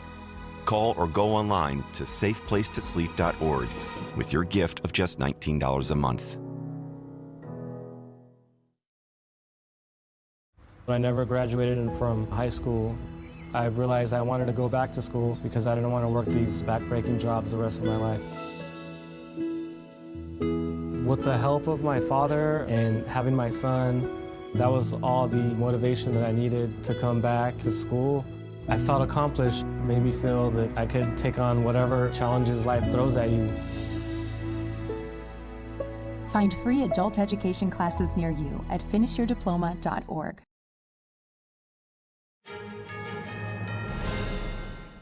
Thanks for staying with us. Election season is well underway in Arizona, which is a key battleground state. Early in-person voting starts today, along with the mailing of ballots. These ballots are sent to voters who made a one-time request or are on the state's early voting list. Drop boxes across Arizona are also open today. Voters who receive mail-in ballots can choose to vote early in person. The deadline to request a mail-in ballot is October 25th. Early in-person voting ends on November 1st at 7 p.m., 4 days before Election Day on November 5th. An emergency voting period runs from November 1st to November 4th to ensure that all voters have reasonable access to at least one site. According to 538's polling average from yesterday, former President Trump leads Vice President Harris by just over 1% in the state. Real Clear polling shows a similar edge for Trump in Arizona. Trump's running mate, Senator J.D. Vance, is holding a rally in Tucson today. And meanwhile, Harris's running mate, Minnesota Governor Tim Walz, will also visit Arizona today. Georgia's election board met yesterday to consider potential election violations and rule changes. In September, the board voted to require a hand count of potentially millions of ballots in November. Supporters say this ensures transparency. Those against it say that it could cause delays and also lay the groundwork for false challenges in that battleground state. The hand count rule is the latest change the Elections Board has passed in recent months. The board says it is trying to make the election more secure. Republicans are challenging all aspects of mail-in voting in battleground states. Mail-in and absentee voting reached new levels during the 2020 pandemic. Now, a wave of lawsuits over voting methods this year is laying the groundwork for potential challenges to the election's outcome. During the lame duck session of Congress, lawmakers will have to pass the National Defense Authorization Act for fiscal year 2025. The House, the Senate, and the Pentagon are at odds on the priorities for government spending on defense. Our Washington correspondent, Luis Martinez, has more on this story. Congress has yet to approve a defense budget for fiscal year 2025. The House of Representatives is proposing $833 billion, while the Senate is suggesting $911 billion in defense spending. When Congress reconvenes in November, lawmakers will have to pass both the appropriation bill for defense spending in fiscal year 2025 and the National Defense Authorization Act, which is the bill outlining how to spend those close to $900 billion. For the first time in decades, the bill before us today carries a different short title. It is the Service Member Quality of Life Improvement and National Defense Authorization Act. We did that to underscore the tremendous gains this bill makes toward improving the quality of life for all of our service members and their families. The House Armed Services Committee version of the NDAA passed with 57 votes in favor and only 1 against. But when this bill got to the House floor, it passed through party lines with 196 Democrats opposing it. We need to be able to access all the talent in this country, not just white men. Okay, we need to recruit women. We need to recruit from communities of color. We need to recruit from the LGBT community. That is crucial to making sure we have the talent we need. Secretary of Defense Lloyd Austin also opposes the House's version of the National Defense Authorization Act. According to Secretary Austin, if left unaddressed, certain provisions in the House passed or Senate proposed bills will substantially impact the department's ability to accomplish our strategic goals. The Pentagon also opposes the 19% pay increase for junior officers, arguing it cuts into the gap between junior and senior officers, and has requested to build 1, not 2 Virginia-class submarines in fiscal year 2025, something Senate Democrats oppose. Russia and China are trending in the opposite direction. They're building more, they're developing more and more advanced submarines. The decision to fund the production of just 1 Virginia-class submarine seems highly alarming. Senate and House Democrats oppose the House's version of the National Defense Authorization Act as it prohibits funding for service members to access abortion and other DEI policies. Reporting from Washington, D.C., Luis Eduardo Martinez, NTD News. Former President Donald Trump is back in Pennsylvania today, and he is holding rallies in both Scranton and Reading. Now, this marks his second stop in Pennsylvania in less than 1 week. Trump is focusing on concerns like wages, household expenses, energy costs, and of course, immigration. Meanwhile, Vice President Harris joins President Biden virtually for a hurricane briefing before traveling to Las Vegas this afternoon. We will now go live to former President Trump. But I want to say, we're 1 point down. Everybody get to the polls so we get these horrible politicians out of there. We want to get rid of them. No, we're actually up in the polls in Pennsylvania, in Michigan, in Arizona just came out. We're up in Arizona very substantially. We're way up in the polls, and the only place we're down, New York Times has a headline that we're down a little bit. But they're the only poll. Every poll, you got to see these polls. They're the best polls. New York Times is, we call it the failing New York Times. It's fake news. These people are sick. You remember in 2016, they had to do an editorial apologizing to their readers because they said, he's going to lose. He's going to lose. I swear he's going to lose. And then I won, and they lost thousands and thousands of, I love that. Going to happen again. No, I came on today to the plane, and Susie and everybody says, sir, you're up in this poll, you're up in this poll, you're up in this poll, you're up in every poll. And then I picked up the New York Times. It said, I'm losing by a whisker. They hope. They hope. No, they're fake news. You know, they're all fake news, these people. They're totally crooked. They're so crooked. They're the enemy of the people. They are. They are the enemy of the people. So get everyone you know and vote immediately, because that's the only one that counts, you know. November 5th, that's called our big poll. That's the real poll, right? And they're going to cheat like hell and everything else. You know, if they only cheat a lot, we're in great shape. But if they cheat in record-setting numbers, which they're capable of doing, I can't promise, but they are cheaters. That's the way they do. When they have their first meetings, our first meeting is, where would be a good place to go? How about Scranton? You know what their first meeting is? Their first meeting is, how do we cheat? How do we cheat? That's all that, because, you know, when you think about it, who can win with high taxes, open borders, allowing murderers to come in? You saw that last week? 13,099 murderers allowed to come in through them. Over 13, many of them have murdered more than one person. Is there anybody in the audience that's in that group, please?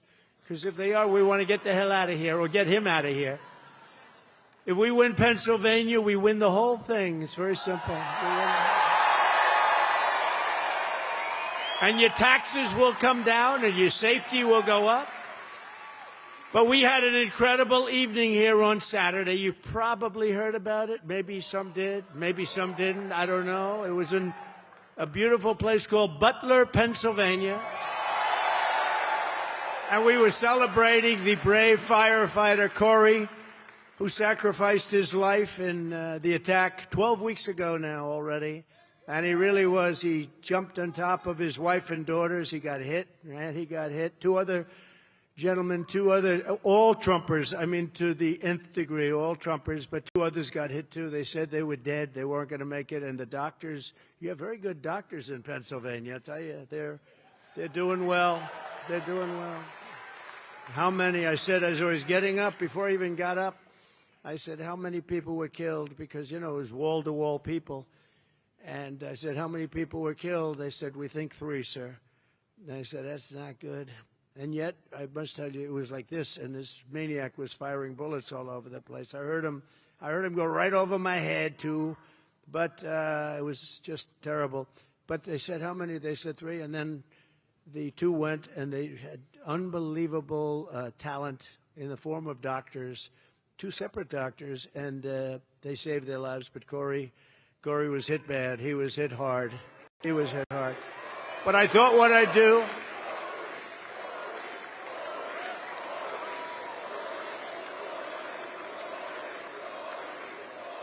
you know, one thing, and I didn't want to say it the other night, it wouldn't have been appropriate, but one that there we're seeing is former President Donald Trump live from Scranton, Pennsylvania, making a speech with a lot of the usual talking points, typical for a Trump speech. You know, talk about the illegal immigration crisis, the border crisis, affordability for Americans. You know, a lot of talk there. It seems really the former president is trying to get people out to vote, which really is what both candidates are doing right now. We're so close to November 5th. This really is the time for them to appeal to these voters, to get them out to vote, especially in a swing state like Pennsylvania. Indeed, and while separated by a couple hundred miles on the other side of the western state, he referenced his experience in Butler, Pennsylvania, which evoked a lot of emotion from the crowd. Yeah, that's right. And he will be at another event, as we just said earlier, in Reading.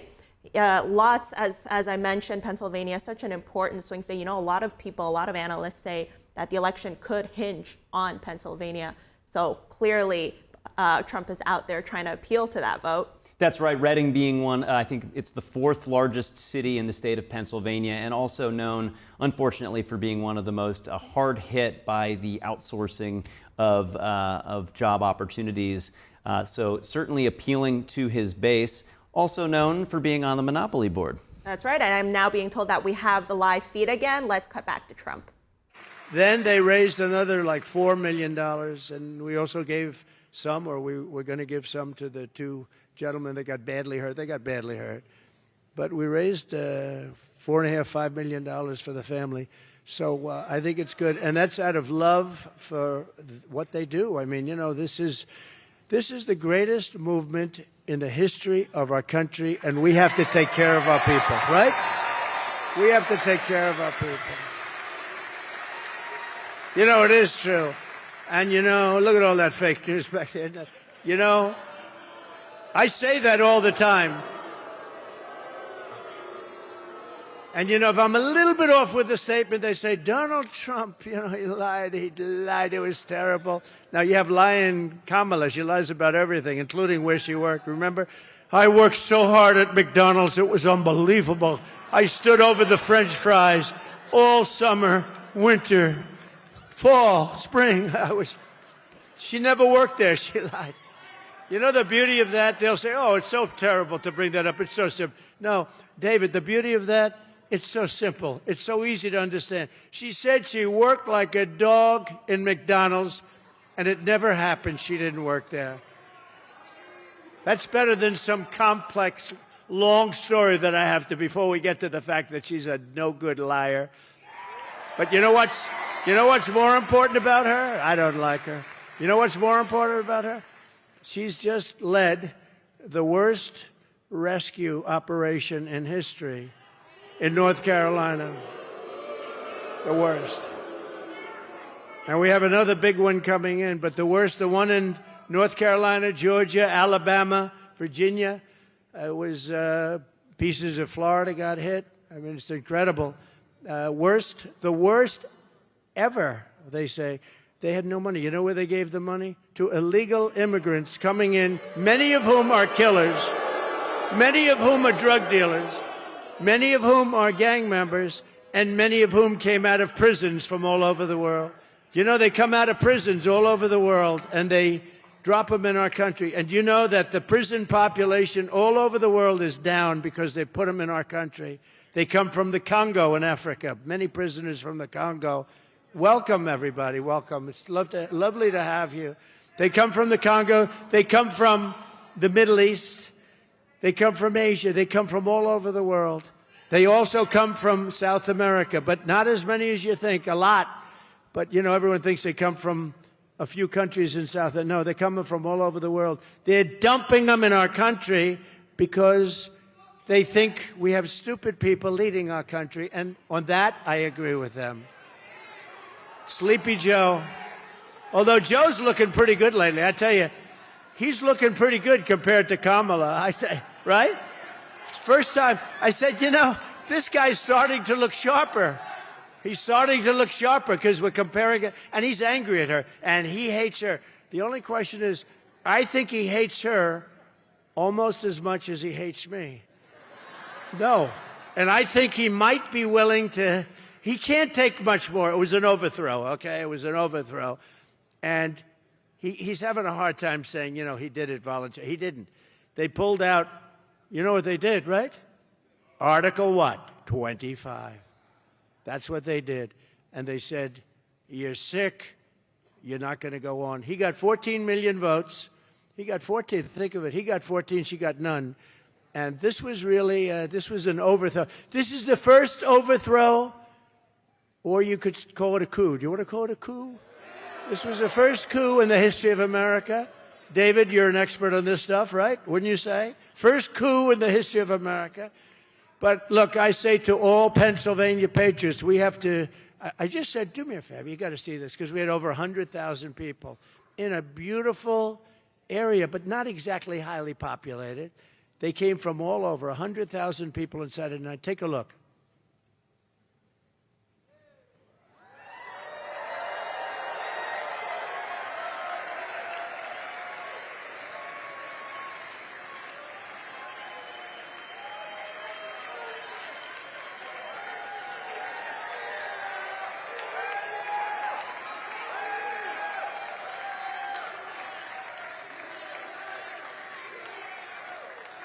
That's something, huh? Isn't that something? We have some very big ones coming. We have some very big ones coming. We just rented Madison Square Garden. We're going to make a play. We're going to make a play for New York. Hasn't been done in a long time. It hasn't been done in many decades, but we're going to make, how could New York be run worse than it is, right? With all the problem, everything is corrupt in New York, and we're going to make a play, and let's see. I mean, I think that, you know, the migrants have taken over Madison Avenue. They've taken over Fifth Avenue. They've taken over the parks. The kids can't play Little League. You know, it sounds like a trivial thing. It's a big deal when you have a son that's a Little League player and he can't play. So we're going to go Madison Square Garden. We went to the Coliseum, Nassau Coliseum. We could have filled up the Nassau Coliseum 3 times. It was incredible. We left there a few weeks ago. It was incredible. So we're doing Madison Square. We're going to go the arena in Atlanta, if we can get it. We're going to go the arena in New Jersey, if we can get it. You have to get it. But we're doing arenas because the crowds are so big. And we're making a play for New Jersey. We're making a play for Virginia. We're making a play for New York. New Mexico. Minnesota, where this lunatic comes from. I'm doing well, and you know why I'm doing well in Minnesota? Because he's running. It's supposed to be the opposite way, right? If Kamala Harris gets 4 more years, she will annihilate the Pennsylvania energy industry, plunging communities across the Commonwealth into darkness and despair. That's what's going to happen. Your jobs will be down, and your salaries will follow. Congratulations, everybody. It's not going to let it happen. We're not going to let her destroy. You know, she destroyed San Francisco. We're not going to let her destroy this country. She shouldn't be here. We shouldn't be. You know, how would you like to be me? We spent $150 million destroying Biden, which wasn't that hard, actually. All you had to do is hold up his record. But we had the debate, and then after the debate, he was down so much, and they went to him, and that's when they went to him.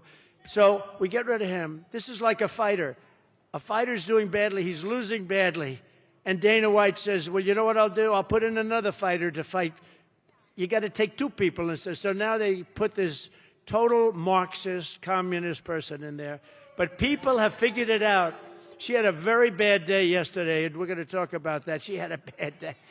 She had a bad day. Kamala Harris was one of the original sponsors of the socialist Green New scam. You know that. Where they want to spend $93 billion. 93. No, they want to spend, actually, she's spending $93 billion in a short, but their ultimate plan is for $94 trillion to be spent. 94, listen to this. That's more than China and the rest of the world could spend if they really wanted to in 25 years. 94 trillion. We're going to clean the air so that when China comes here and takes us over, they'll have a nice, clear atmosphere, because that's what they're doing. They're sacrificing our military and everything else. These people are crazy. She said repeatedly that she wants to ban fracking her whole life. We will ban fracking. We will stop. You know, I flew over some of those beautiful windmills. They're falling down, by the way. They're all over the place. They're all over the place. That gorgeous, beautiful Pennsylvania countryside. They got these big, ugly suckers hanging down. They're rusting and rotting. Half of them weren't spinning, and the ones that were going so slow. They were going, it's not too windy, but, you know, they're going like slow. The other ones were just dead. But they're all rusting and disgusting looking.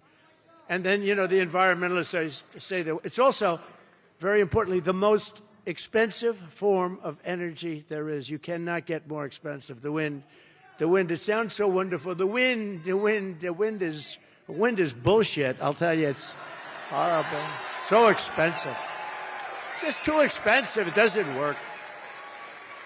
All of that to do, you know, 1/10 of 1%. I mean, the whole thing is crazy. You remember when I used to say, darling, I want to watch our president tonight on television.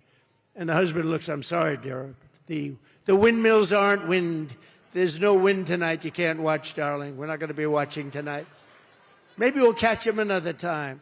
No, we have to be careful. We have to be smart. We're going to lose our country. These people are crazy. They're crazy. They're damn crazy. We're going to get out. We're going to vote. We'll get it cleaned up. But if we don't clean it up now, it's going to be too late. I really believe it. We don't clean it up now, it's going to be too late. She sponsored a bill to impose a 100% ban on gasoline-powered cars and trucks. You know that, right? 100%, there's none. Even though we have more liquid gold under our feet than any other nation. By far. More than Saudi Arabia, more than Russia. Let's go electric. Let's do this. They want to go now hydrogen. They want a hydrogen car. You know what the problem is? When they blow up, you are unrecognizable. If this beautiful young woman is in the car, drive it, and the hydrogen car, if it blows up, You're unrecognized. You with a nice Trump sign. Is that Trump? Stand up. Let me say. Oh, I like her. I like her. I will not allow her to go into a hydrogen car. They don't blow up that often. They were saying, that, yeah, but they don't blow up that often. Oh, great. Thank you very much. And as we speak, Kamala is crushing Pennsylvania with a natural gas export ban. You know about that, right? Designed to choke the life out of your fossil fuel industry. Listen to Kamala in her own words very recently. There's no question I'm in favor of banning fracking. I am committed to passing a Green New Deal and finally putting an end to fracking once and for all. If they fail to act as President of the United States, I am prepared to get rid of the filibuster to pass a Green New Deal. I am offering a Green New Deal that has been described as one of the most aggressive and progressive. Well, he's going to bring the Green New Deal up for a vote. Yeah, I will vote for it. It is a resolution. I believe that the underlying principles behind it are sound and important. What is the solution? That there's former President Donald Trump in Scranton, Pennsylvania, making one of his very well-known speeches there, Carrie. Indeed. One of the more colorful ones that I've heard. He had a lot to say about the Green New Deal. Kamala Harris is saying that she would ban fracking. He's playing the video. The crowd is sort of eating out of his palm. He had some funny quotes about not thinking highly of wind power or hydrogen power. So a lot being said there by Trump. You would say probably going negative. Yep. Well, a lot of policies there that he's repeating that we've heard from a lot of his speeches. All right, coming up, Google could be forced to break up after an August court ruling. The court found that the company was operating an illegal monopoly. We'll tell you what it was.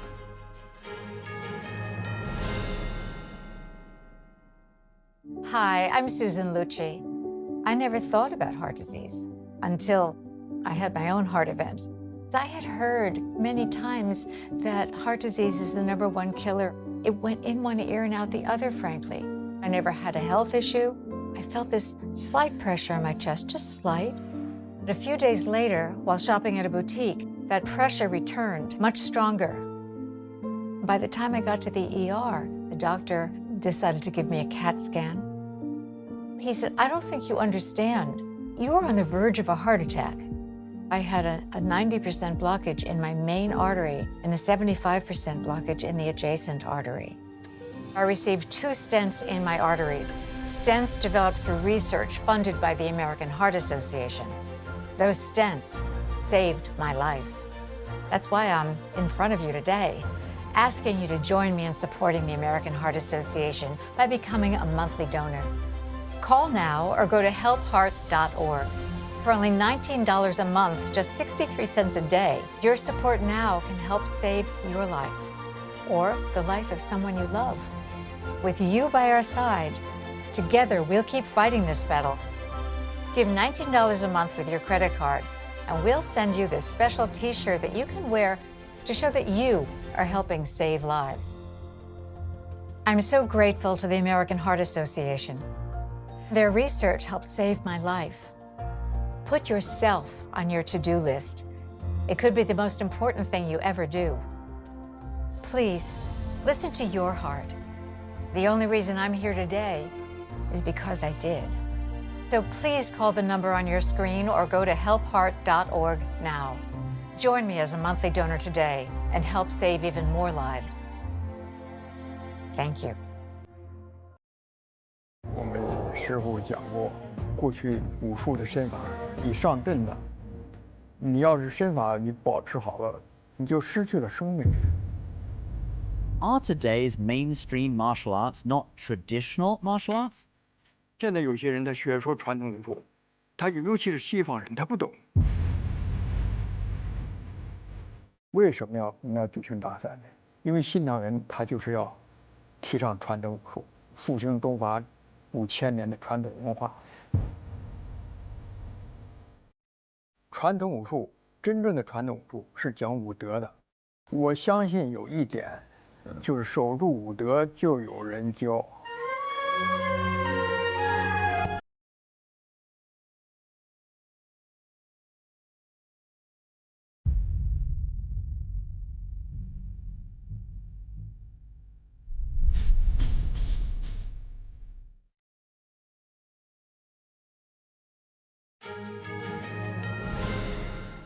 Welcome back to Newsroom. Vice President Kamala Harris joined President Biden for updates on Hurricane Milton this afternoon.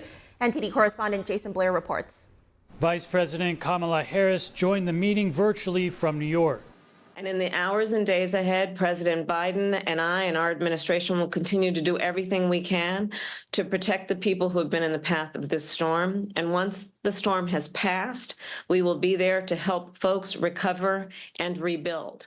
One of the big messages was reminding people that even though Milton was downgraded, it is still dangerous. And Biden and Harris encouraged people to listen to local officials' warnings and get to a safe location. Already, we have sent more than 1,000 federal personnel to be on the ground in Florida to assist with what needs to happen in the state to prepare for this hurricane, and we will continue to scale up those efforts. The vice president's office also released a statement warning against price gouging during the hurricanes. It says any company or individual that tries to exploit Americans in an emergency should know that the administration is monitoring for allegations of fraud and price gouging and will hold those taking advantage of the situation accountable. And with Election Day 27 days away, Harris continued her media blitz this week. She appeared on The Late Show with Stephen Colbert and The Howard Stern Show on Tuesday. Earlier in the week, she was also on Call Her Daddy, The View, and 60 Minutes. The interview getting the most attention so far has been Harris's 60 Minutes appearance. The Trump campaign is demanding that the show release the unedited transcript. They allege that one of Harris's answers was edited and shortened. A statement from the Trump campaign included a link that showed Harris giving a lengthy answer to a question about Israeli Prime Minister Benjamin Netanyahu. Then right underneath was an alleged edited version of the same question, which showed Harris giving a much shorter response. 60 Minutes has not responded to the demand. The show had also invited Trump to do an interview, which he refused last week. After the vice president received updates on Hurricane Milton, she left New York City for Las Vegas, where she is scheduled to participate in a town hall on Thursday. Reporting in Washington, D.C., Jason Blair, NTD News. The federal deficit has risen to over $1.8 trillion for the fiscal year of 2024. That's the highest ever in the post-COVID era. Interest costs on public debt jumped 34%, totaling $950 billion. Increased spending on Social Security and Medicare also contributed to this deficit. Vice President Harris says she would be more fiscally responsible than Donald Trump. Deficits have significantly increased over the past 2 years. Republicans like Senator Chuck Grassley accuse the Biden-Harris administration of being fiscally irresponsible. The Committee for a Responsible Federal Budget says Trump's plans would add over $7 trillion in debt, and it estimates that Harris's proposals would increase debt by $3.5 trillion. Colorado's Supreme Court Tuesday dismissed a suit against a Christian baker who refused to bake a cake for a man who identifies as a woman. Lawyer Autumn Scardina sued Jack Phillips in 2017 after his bakery refused to make a cake to celebrate her transition. Scardina's lawyer said he was looking at other legal options to pursue the matter, but Phillips' lawyer says his client is protected under free speech. He said Phillips has been, quote, dragged through courts for over a decade and that enough is enough. The justices in the minority argued Phillips' refusal to bake the cake was in violation of the Colorado Anti-Discrimination Act. But Justice Melissa Hart, writing for the majority, said that the ruling does not alter any protections under that act. The FBI says it has foiled a terror plot to attack Americans on Election Day. Agents arrested a 27-year-old Afghan national residing in Oklahoma on Monday. NTD's Daniel Monahan has more on the alarming plot. The FBI took Nasir Ahmed Tawedi into custody after he bought 2 AK-47 rifles and 500 rounds of ammunition during a sham gun deal the agency organized. Investigators say he and an unnamed juvenile planned to stage a violent attack targeting large crowds in the United States on Election Day. The juvenile was also from Afghanistan and was arrested alongside Tawedi. The suspects were allegedly going to carry out the attack on behalf of ISIS. The complaint states that Tawedi entered the United States on a special immigrant visa in 2021. He was active in pro-ISIS Telegram groups. He allegedly communicated with an ISIS recruiter and expressed interest in becoming a martyr. The complaint references several messages Tawedi allegedly sent. It says he talked about acquiring AK-47 rifles to execute his planned attack. One message read, "We have ordered 500 bullets. What do you think, brother? Is it enough, or should we increase it?" In another, Tawedi talked about selling his house for $185,000 and arranging for his family to move abroad. Investigators also noted Google searches Tawedi allegedly made. One was, "How to access Washington, D.C. cameras," and another read, "Which U.S. state does not require relations to get a firearm?" Meanwhile, a video from July 20th showed Tawedi reading to 2 children about the rewards of martyrdom in the afterlife. The complaint states that Tawedi and his juvenile co-conspirator advertised their family's assets for sale on Facebook before the planned attack. An FBI informant, posing as a gun dealer, responded to their ad and met with them at a rural location to test firearms. On October 7th, they purchased 2 AK-47 rifles, 10 magazines, and 500 rounds of ammunition. They were arrested immediately after the transaction. After being arrested, Tawedi allegedly confirmed the attack was planned for Election Day. Tawedi faces charges for conspiring to support ISIS with a potential 20-year sentence, and for receiving a firearm for terrorism, which could add up to 15 years if convicted. Daniel Monahan, NTD News. Commercial airplane maker Boeing has withdrawn an offer of 30,000 striking workers. NTD's David Lamb has more on this. Boeing's offer would have given 30% raises over 4 years to the striking workers, but the aviation company withdrew the offer after talks fell through. The manufacturer said it had boosted its offer for union workers for take-home pay and retirement benefits during 2 days of negotiations. Boeing said the union didn't seriously consider the proposal. The company stated, instead, the union made non-negotiable demands far in excess of what can be accepted if we are to remain competitive as a business. The union said its members rejected Boeing's offer overwhelmingly, saying, "Your negotiating committee attempted to address multiple priorities that could have led to an offer we could bring to a vote, but the company wasn't willing to move in our direction." In September, the union complained that Boeing had publicized its latest offer to 33,000 striking workers without first bargaining with negotiators. The first proposal included 25% raises, but the union originally demanded 40% over 4 years. The strike is stretching on as Boeing deals with multiple other issues. It has shut down production of 3 of its models. S&P estimates that Boeing will lose around $1 billion a month due to costs associated with the strike. David Lamb, NTD News. Marriott International will be required to implement an information security program after multiple data breaches. Yes, today the Federal Trade Commission said that the 3 largest attacks affected more than 344 million customers worldwide. According to the FTC, the incidents occurred between 2014 and 2020.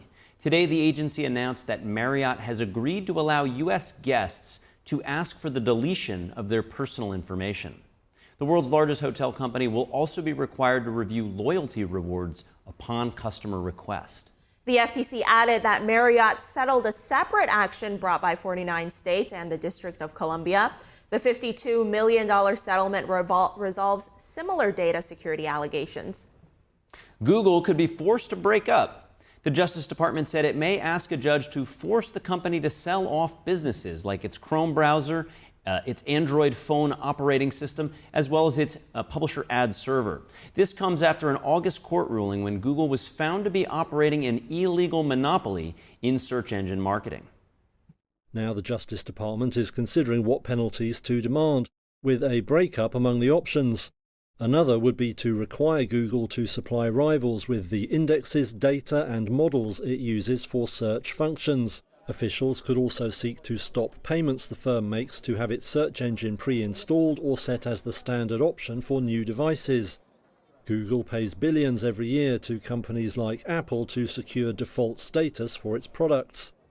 The proposed fixes will also extend to ensuring the firm doesn't build a new monopoly in artificial intelligence. Google denies all the charges against it and plans to appeal the case. But some of the possible remedies have previously been backed by smaller rivals like search engine DuckDuckGo. Reviews site Yelp, which sued Google over search in August, says spinning off its Chrome browser and AI services should be considered. Now the Justice Department is expected to submit more detailed proposals to the court by November 20th. Google will have a month after that to put forward its own ideas. Whatever happens, it's likely to shrink the firm's revenues and reshape how Americans use the internet.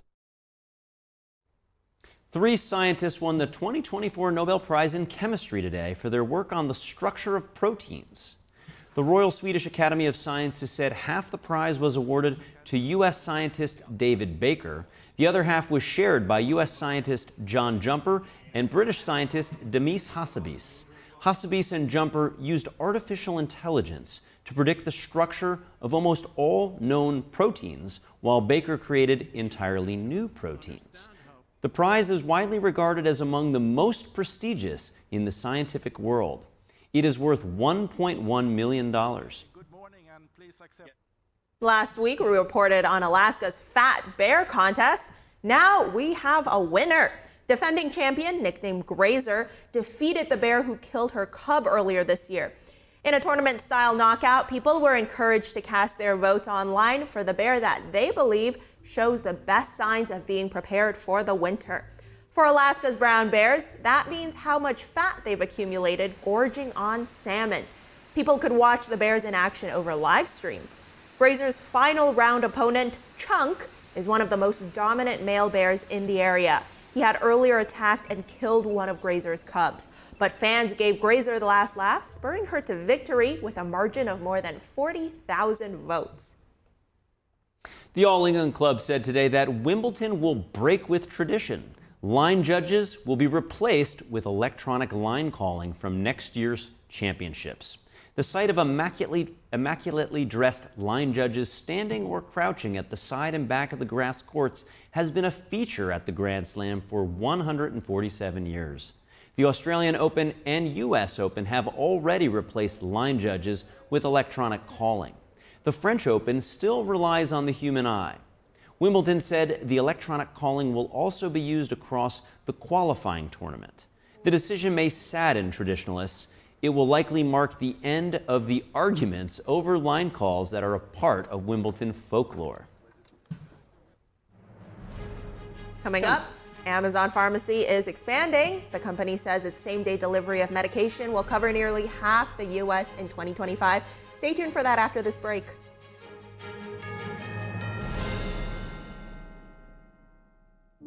Hi, I'm Susan Lucci. I never thought about heart disease until I had my own heart event. I received 2 stents in my arteries, stents developed through research funded by the American Heart Association. Those stents saved my life. I have met so many survivors. Each of them tells a story that can be so helpful to women out there. Everything was pretty good. It was a very happy life. I was given the diagnosis that I had peripartum cardiomyopathy, which is basically a pregnancy-induced heart failure. They told me my only chance was a heart transplant. And the American Heart Association helped make that possible. Their research helped save me. I think everyone should support the American Heart Association. Call now or go to helpheart.org. For only $19 a month, just 63 cents a day, you can help fund the next medical breakthrough. Get the next person trained in CPR, the next hospital certified in high-quality cardiovascular care. You can be part of that very important work that the American Heart Association is doing to save lives everywhere. Give $19 a month with your credit card, and we'll send you this special t-shirt that you can wear to show that you are helping save lives. I'm grateful for just every day that I get with my children. I am very thankful for the American Heart Association. Heart disease is America's #1 killer, and your support now can help save your life or the life of someone you love. Listen to your heart. The only reason I'm here today is because I did. So please call the number on your screen or go to helpheart.org now. Join me as a monthly donor today and help save even more lives. Tired of scrolling Netflix? Trying to find something that's worth watching? Want to skip the censorship in mainstream media? Well, now you can with Epic TV. New exclusive content every day with over 100 never-before-seen movies, films, and documentaries. Available and streaming now at your fingertips. For a limited time now, you can get 60% off Epic TV by subscribing or upgrading to a yearly plan. Plus, get an additional $10 credit to rent featured movies on Epic Cinema today. Skip mainstream narratives and find quality family entertainment from the comfort of your very own home. Say no to big tech and subscribe to Epic TV.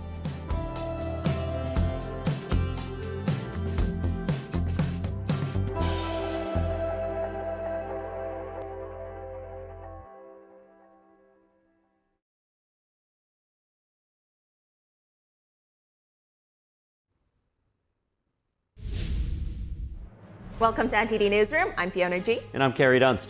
Multiple tornadoes are impacting the west coast of Florida. That's ahead of the coming storm, Hurricane Milton. Jack Bradley is at the White House with the latest on the federal response.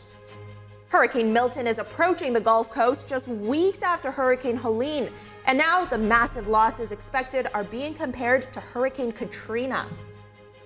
NTD's Kevin Hogan will be in studio with the latest swing state deep dive. Today, we drill into North Carolina.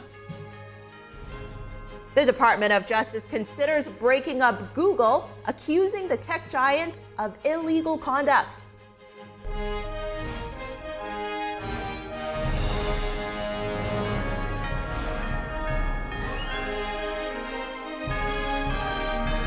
This is NTD Newsroom, live from our global headquarters in New York City. Historic, catastrophic, and different from other hurricanes. These are what federal officials are calling Hurricane Milton before it makes landfall in Florida. NTD's Washington correspondent Jack Bradley joins us from the White House. Jack, what's the latest on the federal response to the hurricane? Good afternoon, Carrie. Well, we can see that officials are just speaking to the catastrophic nature that Milton will have when it makes landfall this evening. Now, there's been already some tornadoes we're seeing there. There will be flooding as well as a storm surge. Milton is technically downgraded from a Category 5 to 4, but officials say not to take that as meaning that there will be less damage in the resulting impact of it, as it just has to do with wind speed. The impacts will be the same, and it could cause catastrophic damage. Take a look at what officials are saying earlier today on this. Watch. Winds will be fierce at well over 100 miles per hour, with storm surges reaching up to 15 feet and up to 18 inches of rain. It's looking like the storm of the century. Already, we have sent more than 1,000 federal personnel to be on the ground in Florida to assist with what needs to happen in the state to prepare for this hurricane, and we will continue to scale up those efforts. Yesterday, I said the clock was ticking. Today, I'm saying the alarm bell's going off. People really need to start getting into their safe place. And as always, the Weather Service remains on duty 24/7 to make sure that decision makers have all the information they need and the updates to this storm. Floridians, they're no strangers to these storms, but this one, Hurricane Milton, it is expected to be catastrophic. And I promise you that FEMA is ready.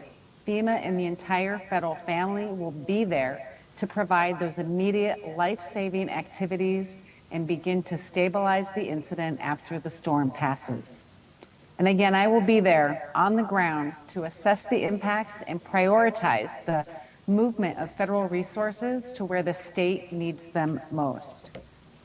Today, tonight, and tomorrow, these are going to be tough as we watch the impacts move across Florida. Now, FEMA is already stretched thin. They've issued $344 million towards direct payments for people still suffering the impacts of Hurricane Helene. Now, over 8,000 federal personnel have been deployed to the region, 1,200 search and rescue teams alone in Florida. Now, Milton will enter the west coast of Florida, and then it will, near Tampa, pass over Orlando, and then leave the east coast, but it will maintain its status as a hurricane.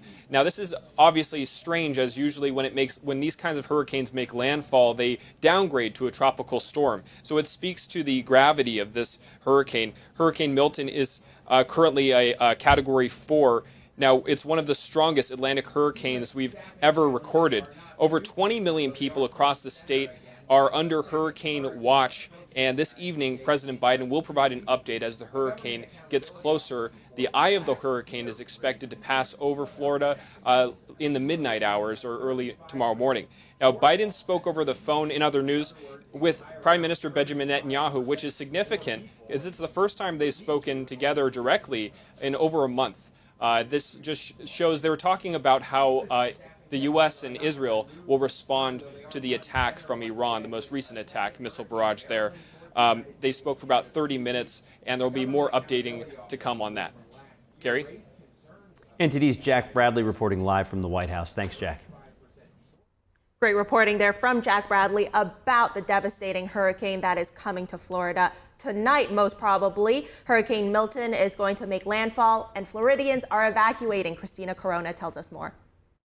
As of early Wednesday, Hurricane Milton, now a powerful Category 4 storm, was located 190 miles southwest of Tampa. With sustained winds of 145 miles per hour, the storm is moving northeast at 17 miles per hour. Florida Governor Ron DeSantis gave an update on the storm. And while there is the hope that it will weaken more before landfall, there is high confidence that this hurricane is going to pack a major punch and do an awful lot of damage. He noted officials have delivered massive amounts of supplies such as meals, water bottles, sandbags, tarps, and generators to help local communities respond to the storm.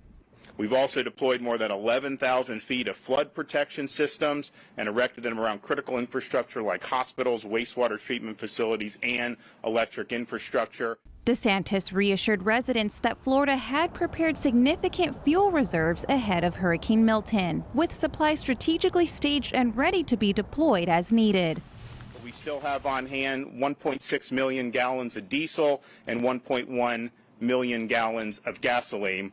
There is no, right now, fuel shortage. However, demand has been extraordinarily high, and some gas stations have run out.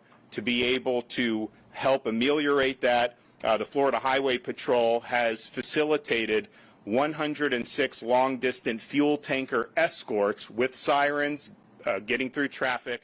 The National Hurricane Center urged residents to complete all preparations to protect life and property, including evacuations on Wednesday morning, since conditions would worsen in the afternoon. The mayor of St. Petersburg repeated the message. This is an extremely dangerous threat to our area, and I urge you to finish all of your preparation efforts as soon as possible.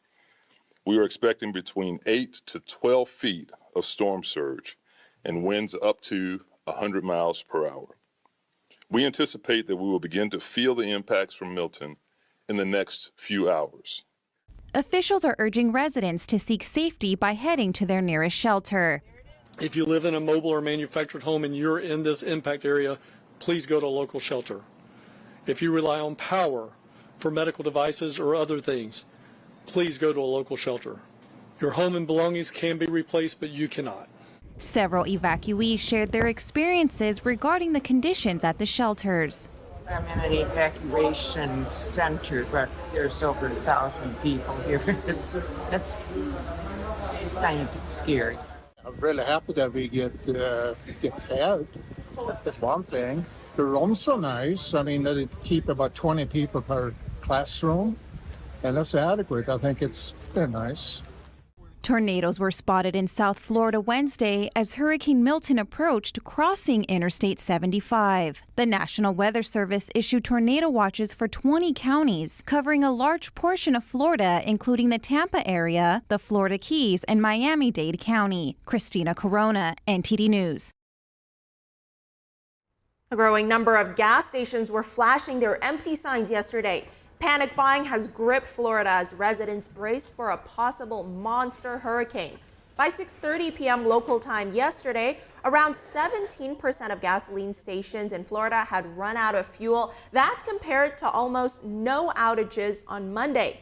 Florida is the third largest gasoline consumer in the U.S., but it does not have any refineries, making it dependent on waterborne imports. There are over 1 million people in coastal areas under evacuation orders. Those fleeing for higher ground clogged highways yesterday. We've never had one like this. I've been here for 38 years and never had one that forced us to do this. Never being able to find fuel. This is the only place that has fuel. We boarded up the windows with metal sheeting. We've cleaned everything up, tried to have some tree limbs and stuff trimmed previous, but really just a matter of getting family together in one spot. Analysts say Hurricane Milton could worsen the insurance picture in Florida. RBC Capital says Milton could result in a $60 billion loss for the global insurance industry. It could also create a surge in 2025 reinsurance prices. A disaster management expert at the Columbia Climate School says severe weather events are exacerbating property insurance risk, and that they are also raising questions about the long-term viability of real estate and commercial markets. An aquarium in Florida relocated African penguins from their home on the first floor to a higher, safer floor. It comes as ahead of Hurricane Milton, which is set to make landfall today. Other animals, including a group of moon jellyfish, 6 snakes, 3 lizards, 3 turtles, 2 alligators, 2 toads, and a hermit crab, were also moved as a precaution. The aquarium is preparing for any tidal surge that may affect the building. Some areas of Central Florida are forecast to get up to 18 inches of rain. The metro areas of Tampa, Orlando, and Daytona Beach have a high risk of life-threatening flash and urban flooding. 6 counties around Tampa Bay have been given evacuation orders. Vice President Kamala Harris joined President Biden for updates on Hurricane Milton this afternoon. NTD correspondent Jason Blair reports. Vice President Kamala Harris joined the meeting virtually from New York. And in the hours and days ahead, President Biden and I and our administration will continue to do everything we can to protect the people who have been in the path of this storm. And once the storm has passed, we will be there to help folks recover and rebuild. One of the big messages was reminding people that even though Milton was downgraded, it is still dangerous. And Biden and Harris encouraged people to listen to local officials' warnings and get to a safe location. Already, we have sent more than 1,000 federal personnel to be on the ground in Florida to assist with what needs to happen in the state to prepare for this hurricane, and we will continue to scale up those efforts. The Vice President's office also released a statement warning against price gouging during the hurricanes. It says any company or individual that tries to exploit Americans in an emergency should know that the administration is monitoring for allegations of fraud and price gouging and will hold those taking advantage of the situation accountable. And with Election Day 27 days away, Harris continued her media blitz this week. She appeared on The Late Show with Stephen Colbert and The Howard Stern Show on Tuesday. Earlier in the week, she was also on Call Her Daddy, The View, and 60 Minutes. The interview getting the most attention so far has been Harris's 60 Minutes appearance. The Trump campaign is demanding that the show release the unedited transcript. They allege that one of Harris's answers was edited and shortened. A statement from the Trump campaign included a link that showed Harris giving a lengthy answer to a question about Israeli Prime Minister Benjamin Netanyahu. Then right underneath was an alleged edited version of the same question, which showed Harris giving a much shorter response. 60 Minutes has not responded to the demand. The show had also invited Trump to do an interview, which he refused last week. After the vice president received updates on Hurricane Milton, she left New York City for Las Vegas, where she is scheduled to participate in a town hall on Thursday. Reporting in Washington, D.C., Jason Blair, NTD News. The presidential election is only 27 days away, and officials in North Carolina say the devastation caused by Hurricane Helene will not stop the election in their areas, which were very hard hit.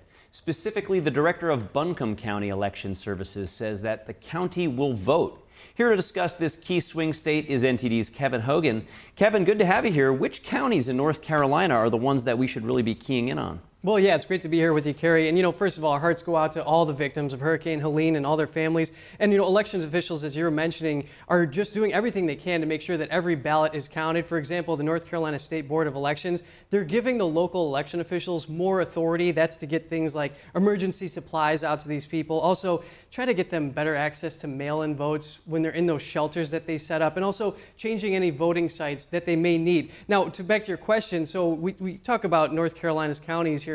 We look at Trump. He was just in Fayetteville's area Friday, and then Harris landed in Charlotte Saturday. They're there, obviously, to make sure that the people of North Carolina know that they're looking out for their best interests, of course. Now, we had some bellwethers in North Carolina, so only one deviation since 1980. That was Buncombe County in Asheville area. So this is just the only one that they missed in 2016. Again, that's that Trump factor. We got a couple other bellwethers. You talk about Guilford County. In Guilford County, that's a little bit, by Greensboro. This contains Greensboro. Pitt County, you got Greenville, and then Wake County, which is, that's the capital, Raleigh there. These all actually got it wrong in 2016 as well. So again, that Trump factor is really throwing a wild card into it. They got it right in 2020 when they voted for Biden, but they all voted for Clinton. So there's a couple areas to look at, but now you got to look a little bit west of western Asheville area, and that's at Haywood County. This is where Biden was able to close the gap. I mean, this is Trump country, but he outperformed Clinton by about 1.5 points. So that's going to be critical margins you got to look at there. And then when you look at the state as a whole, it's really a purple state. I mean, you got a Democratic triplex, so that means that they have the governor, the Secretary of State, and the Attorney General, but the Republican Party controls both chambers of the legislature. Yeah, you're right. This state, as you say, really is a purple state. I mean, there's so much at stake there, and of course, we're seeing Trump go out on these speeches to try and get these people out to vote. But who exactly is he putting all his eggs in a basket for? Who does he want to vote for him? Yeah, well, that's definitely the people in Trump country, just western North Carolina. That's the Asheville area that he was at in August. You might say, well, wait a minute. That's a Democrat stronghold. Why would Trump go there? Well, you look at Chris Cooper. He's a professor of political science at Western Carolina University. And he says that, look, you got a must-win state for Trump. That's North Carolina. He won it twice. And, it's a purple state, like we said. But, people are scratching their heads like, wait a minute, why is he over there? Well, it's probably due to a couple things. Geography, for one. How do you get access to the people in Western North Carolina? Well, you go to Asheville, because that's when you can hope to get all these people pouring in from the nearby counties. You can get them turning out for Trump and showing their support, even if it is a Democrat stronghold. And also, the Democrat margin grew in Asheville, in Buncombe County in 2016 to 2020, and that's probably another reason why Trump's going there, try to cut back some of those losses that he had. So now there's Ashley Moragas. She's a UNC Asheville associate professor, and she says that Democrats' turnout has just been really good in that Asheville area, and that's probably what Trump's trying to counter. They had those margins, the turnout, support so strong. And then, when you look at Harris, she's really been closing the gap in North Carolina compared to what President Biden was doing. So Trump has really got to probably make a lot of those inroads, Moraga says. Now, Trump's lead in the Sun Belt states all across the board was basically cut in half by some measures when Harris now got to the top of the ticket after Biden dropped out. So there's probably a lot of this enthusiasm that we're seeing among these younger voters, which they say on the polls that they're likely to vote, but they're the ones that might not end up following through on Election Day compared to some of these older voters who have a higher turnout. And then also Harris is picking up those non-white voters too. That's fascinating. Can you tell us a little bit more about Harris's chances and what she has to do? Well, I mean, you look at the polls, you got 538 polling average for reference there. Okay, so Trump's up about 0.9 points. So just about a point. Very, very close race here. But what does Harris need to do? Well, remember, Obama, our first black president, he was able to get 95% of the black vote in North Carolina. Those are big, big numbers. Then in 2012, what happened? He lost the state to Mitt Romney, and that's because he only got 93% of the black vote. So Harris has about 37% of the white vote. If she can hold that, The Nation magazine says, and get that 75% of the black vote where she's at right now, some polls have it at about 83%, wherever that is, if she can bump that up to Obama 2008 levels of 95%, they say that she's a likely win. Between Helene and it being a swing state, all eyes are really focusing on North Carolina. Kevin, thanks for that report. Sure. During the session of Congress, lawmakers will have to pass the National Defense Authorization Act for fiscal year 2025. The House, the Senate, and the Pentagon are at odds on the priorities for government spending on defense. Our Washington correspondent, Luis Martinez, has more on the story. Congress has yet to approve a defense budget for fiscal year 2025. The House of Representatives is proposing $833 billion, while the Senate is suggesting $911 billion in defense spending. When Congress reconvenes in November, lawmakers will have to pass both the appropriation bill for defense spending in fiscal year 2025 and the National Defense Authorization Act, which is the bill outlining how to spend those close to $900 billion. For the first time in decades, the bill before us today carries a different short title. It is the Service Member Quality of Life Improvement and National Defense Authorization Act. We did that to underscore the tremendous gains this bill makes toward improving the quality of life for all of our service members and their families. The House Armed Services Committee version of the NDAA passed with 57 votes in favor and only 1 against. But when this bill got to the House floor, it passed through party lines with 196 Democrats opposing it. Look, we need to be able to access all the talent in this country, not just white men. Okay, we need to recruit women. We need to recruit from communities of color. We need to recruit from the LGBT community.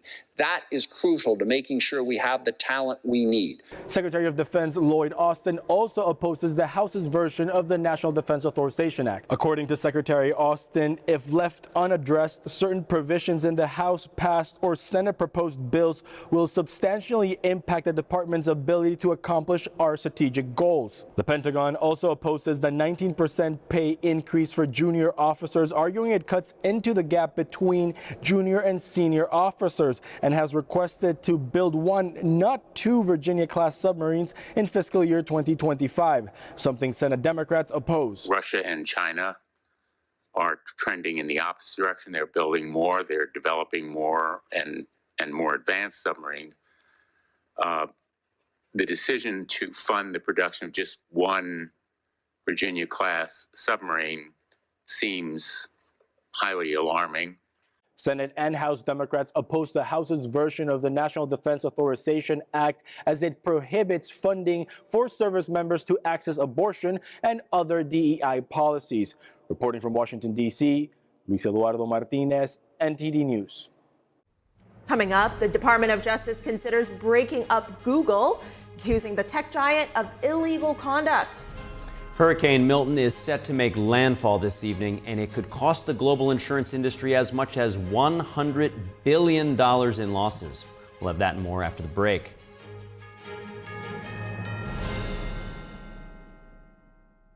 The tempting online world is encroaching on our campus. Is unplugging cables and confiscating phones the solution to protect our children? No, we just need a clean multimedia platform. Join Ganjing Campus to leverage premium channel features, professional development courses, and kindness event toolkits tailored for teachers. Build a truly positive and interactive classroom community. Foster a pure and delightful learning environment for children.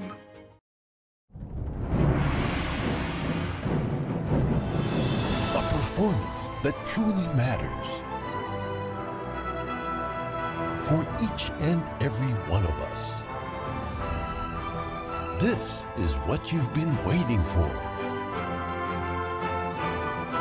See it at least once in your lifetime. Shen Yun. Get tickets now at shenyun.com. Come to the Mathis Design Studio, the premier destination for designer furniture. See the latest trends from top brands with heirloom quality pieces for every room in your house. Whether you're redecorating a single room or furnishing an entire home, we have the styles you'll love. Plus, enjoy fast, complimentary delivery. Visit us now for exclusive discounts and let us help make your dream home a reality for less than you ever imagined at the Mathis Design Studio. Stay tuned to get 2 rolls of alien tape free. You wouldn't stick your mother-in-law on the wall, but you could with alien tape. It just sticks. Just peel and stick to make anything stay in place quick. Brick, pavers, marble, tile, plastic, even leather. Nothing works better than alien tape.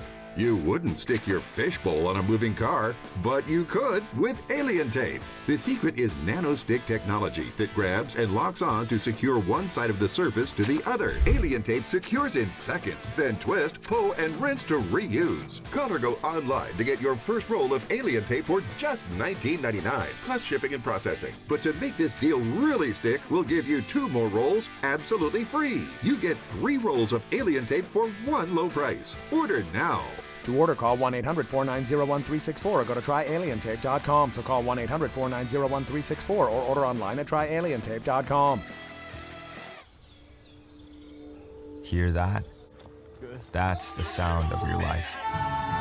Perfectly imperfect.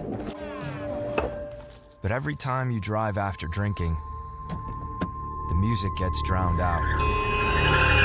Your life sounds pretty great. Don't let a buzz ruin it. Buzzed driving is drunk driving. Don't drive buzzed.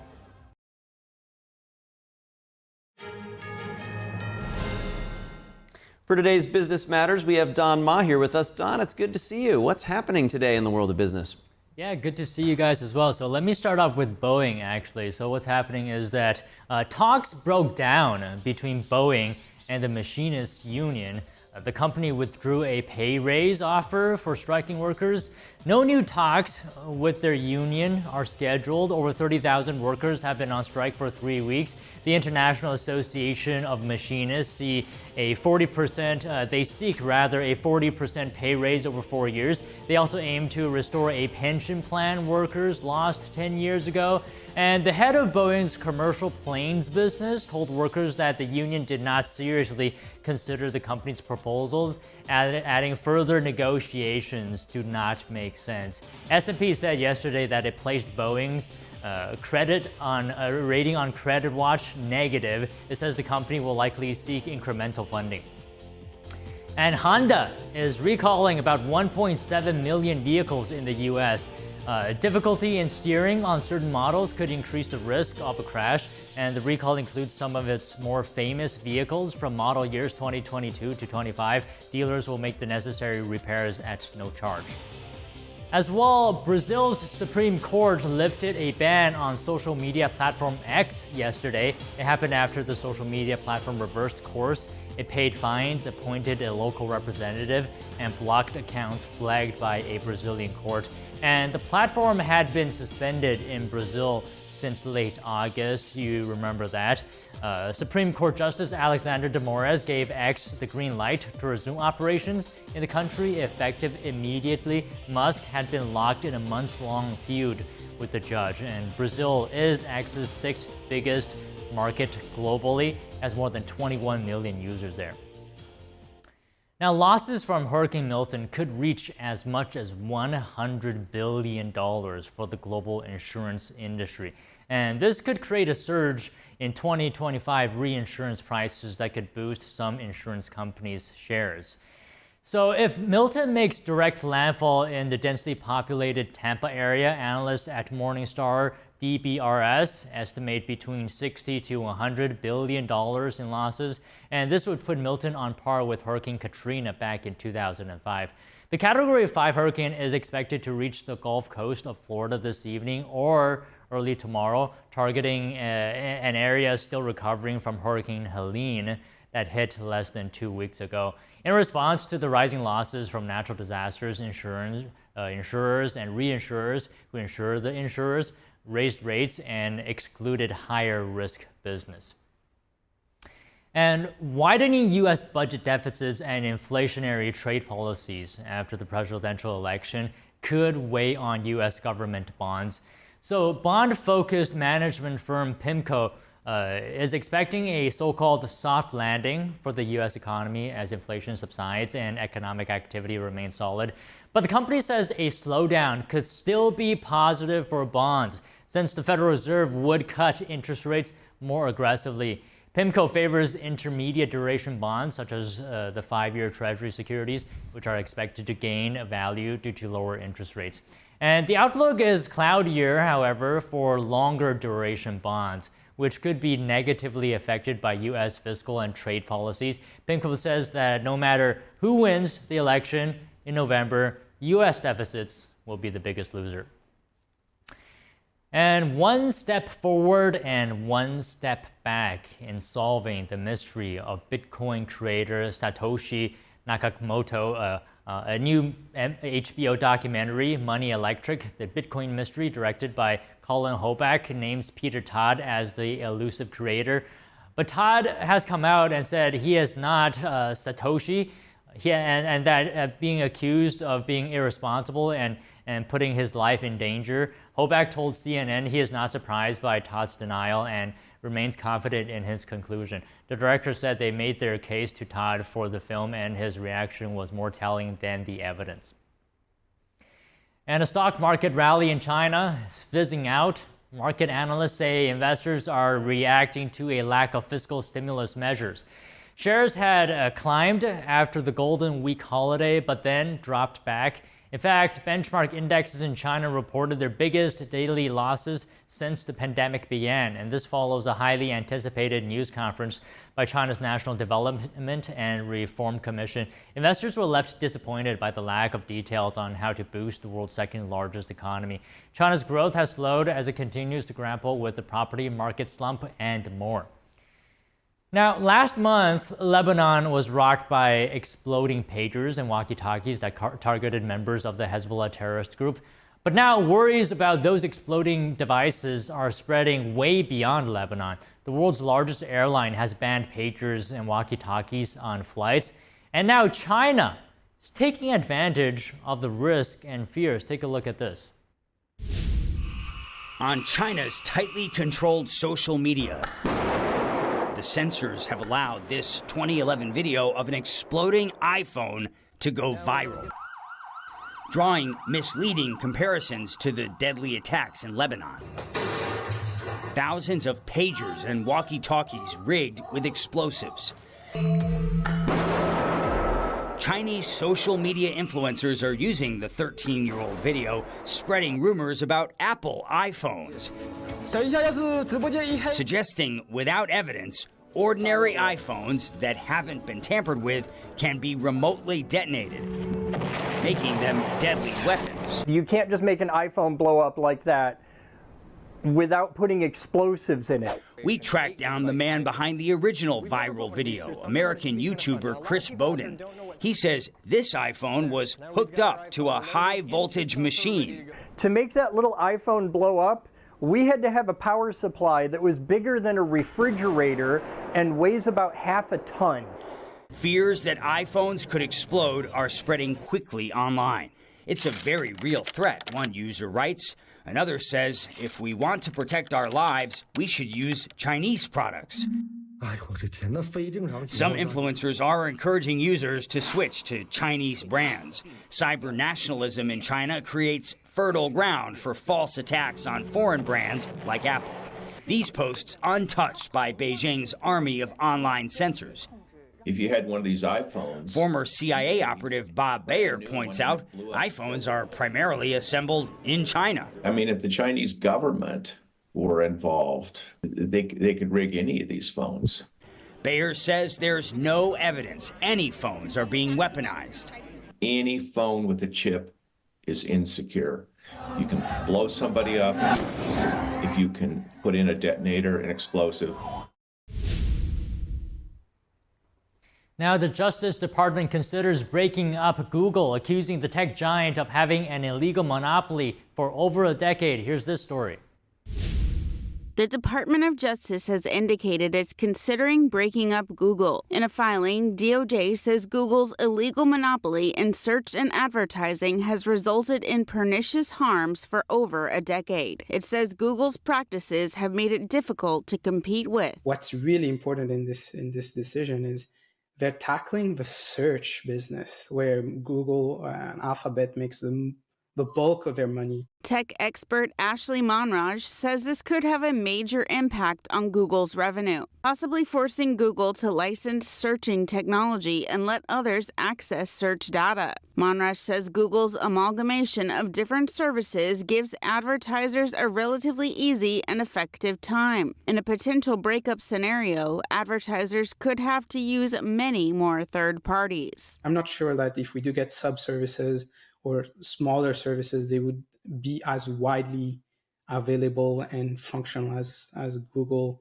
Ad Service and different Google services were. The DOJ is exploring a number of remedies to what it calls Google's monopoly. Google says, quote, DOJ's radical and sweeping proposals risk hurting consumers, businesses, and developers. It says they hurt user privacy, innovation, advertising effectiveness, and Google applications themselves. Google can appeal the verdict of any lawsuit, leading to a lengthy years-long court battle.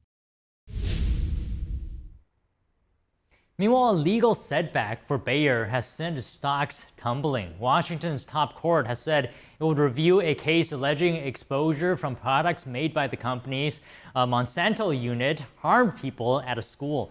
Previously, a state appeals court had handed Bayer a legal victory in the case when it overturned a $185 million award. It had found flaws in the case where plaintiffs alleged they suffered from exposure to chemicals. Bayer has been fighting numerous challenges over alleged negative health effects from exposure to its Monsanto products, including Roundup weed killer. Shares of the German life sciences company fell about 7%. And the Japanese owner of casual wear giant Uniqlo is projected to beat its own forecast, and this would be the third straight year of record profits. Fast retailing's profit in the 12 months through August likely rose 24% from a year earlier. This is based on data from LSEG. The brand has made progress in Western markets and its business in China is recovering. COVID lockdowns impacted sales in China, so the company focused on expansion in North America and Europe.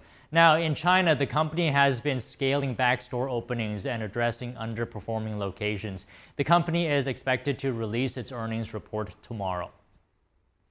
And Amazon Pharmacy is expanding. The company says its same-day delivery of medication will cover nearly half of the U.S. in 2025.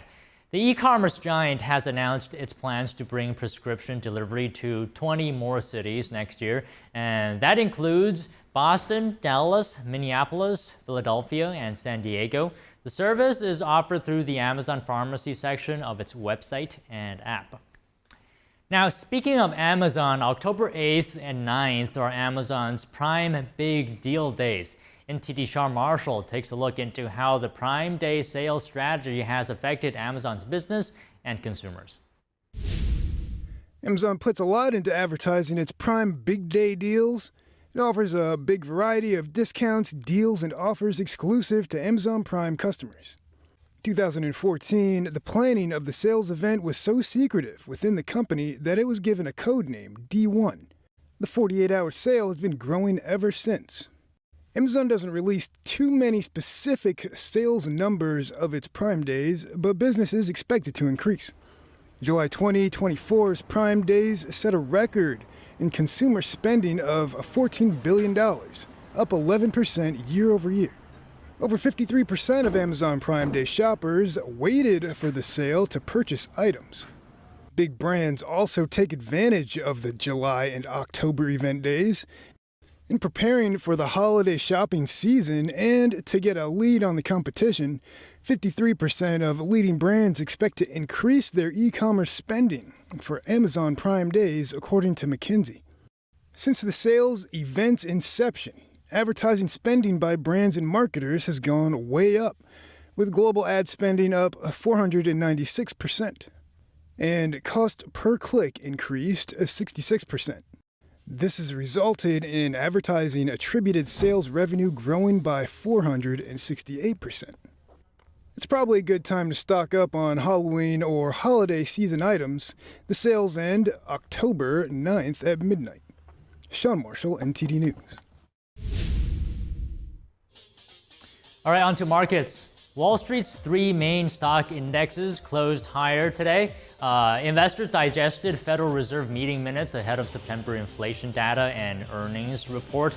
Alphabet shares fell, not surprising here, on fears that the U.S. would break up Google, while most of the S&P 500's 11 industry sectors rose. Concerns about Google did cast a shadow on communication services.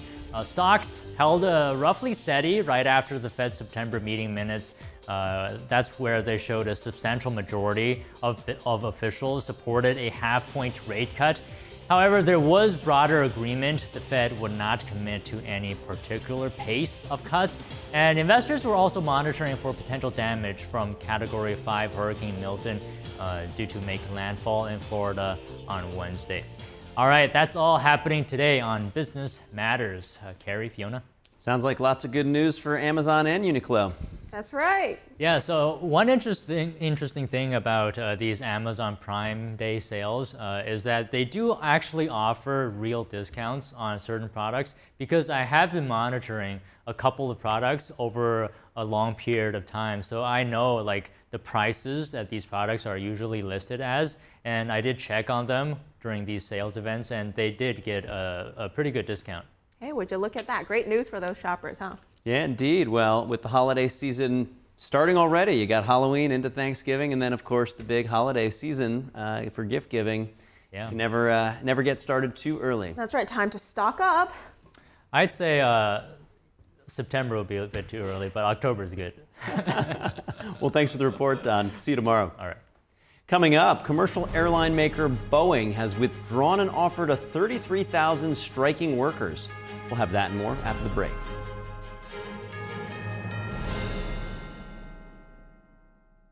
I go by Jackie. I'm 44 years old. I had 3 kids at the time and single mother. I was working 60 hours a week. Still couldn't pay the bills. Skipped meals so that they could eat. It's been hard because one thing falls into place, 10 things fall out of place. You know, I just can't do this alone and make it work. 1 in 5 children face hunger in America, and food costs are rising. But everyone needs nourishing food to thrive, and they can when we work together so our neighbors can feed their families. Call or go online right now to join Feeding America with your gift of just $19 a month, only 63 cents a day. Together, thanks to a nationwide network of food banks, dedicated volunteers, and the monthly support of people like you, we can fill plates with nutritious food for families across America. One day my mother came over to my house and said, "There's a meeting at the pantry." I said, "Okay," and I went. There were some ladies in there. They were from the food bank. They asked several questions. Some of those were about me and my story, but it helped me to open up a little bit. We're getting closer to the day when no one in America faces hunger, but we can't do it without you. Call or go online now. Visit helpfeedingamerica.org and give $19 a month, just 63 cents a day. 98% of donations go directly to help millions of people facing hunger, from coast to coast and in your own community. And when you give by credit card, we'll send you this exclusive canvas grocery bag to show you are a part of a movement of supporters working together to help end hunger. I have people that I can trust. I have hope. Please call now or make your monthly donation at helpfeedingamerica.org. Working together, we can end hunger in America. Say goodbye to harsh, bitter coffee and hello to a delicious, smooth brew. With specialty quality beans, expertly roasted in-house, you'll taste the difference with every sip. Fermented with a blend of 50 enzymes, Dave's Coffee delivers a rich brew like no other. made with the highest grade specialty beans available, you're sure to taste the difference. Elevate your morning with Dave's enzyme fermented coffee. We design Native Path products to restore essential nutrients missing from the modern diet.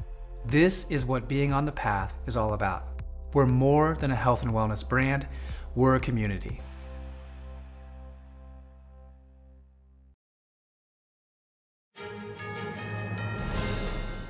Welcome back. Election season is well underway in Arizona, which is a key battleground state. Early in-person voting starts today, along with the mailing of ballots. These ballots are sent to voters who made a one-time request or are on the state's early voting lists. Drop boxes across Arizona are also open today. Voters who receive mail-in ballots can choose to vote early in person. The deadline to request a mail-in ballot is October 25th. Early in-person voting ends on November 1st at 7 p.m. That is 4 days before Election Day on November 5th. An emergency voting period runs from November 1st to November 4th to ensure that all voters have reasonable access to at least one site. According to 538's polling average from yesterday, former President Trump leads Vice President Harris by just over 1% in the state. Real Clear polling shows a similar edge for Trump in Arizona. Trump's running mate, Senator J.D. Vance, is holding a rally in Tucson today. Meanwhile, Harris's running mate, Minnesota Governor Tim Walz, will also visit Arizona today. The federal deficit has risen to over $1.8 trillion for the fiscal year 2024. That is the highest in the post-COVID era. Interest costs on public debt jumped 34%. Totaling $950 billion. Increased spending on Social Security and Medicare also contributed to the deficit. Vice President Harris says she would be more fiscally responsible than Donald Trump. Deficits have significantly increased over the past 2 years. Republicans like Senator Chuck Grassley accuse the Biden-Harris administration of being fiscally irresponsible. The Committee for a Responsible Federal Budget says Trump's plans would add over $7 trillion in debt, and it estimates that Harris's proposals would increase debt by $3.5 trillion. Moving on now, commercial airplane maker Boeing has withdrawn an offer to 33,000 striking workers. NTD's David Lamb has the details. Boeing's offer would have given 30% raises over 4 years to the striking workers, but the aviation company withdrew the offer after talks fell through. The manufacturer said it had boosted its offer for union workers for take-home pay and retirement benefits during 2 days of negotiations. Boeing said the union didn't seriously consider the proposal. The company stated, instead, the union made non-negotiable demands far in excess of what can be accepted if we are to remain competitive as a business. The union said its members rejected Boeing's offer overwhelmingly, saying, "Your negotiating committee attempted to address multiple priorities that could have led to an offer we could bring to a vote, but the company wasn't willing to move in our direction." In September, the union complained that Boeing had publicized its latest offer to 33,000 striking workers without first bargaining with negotiators.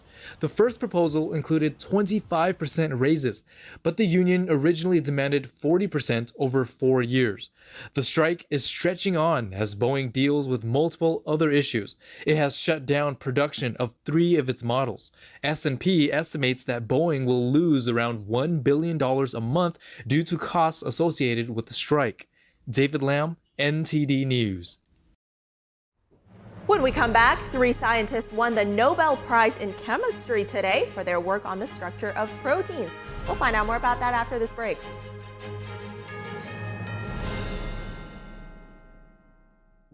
Hi, I'm Susan Lucci. I never thought about heart disease until I had my own heart event.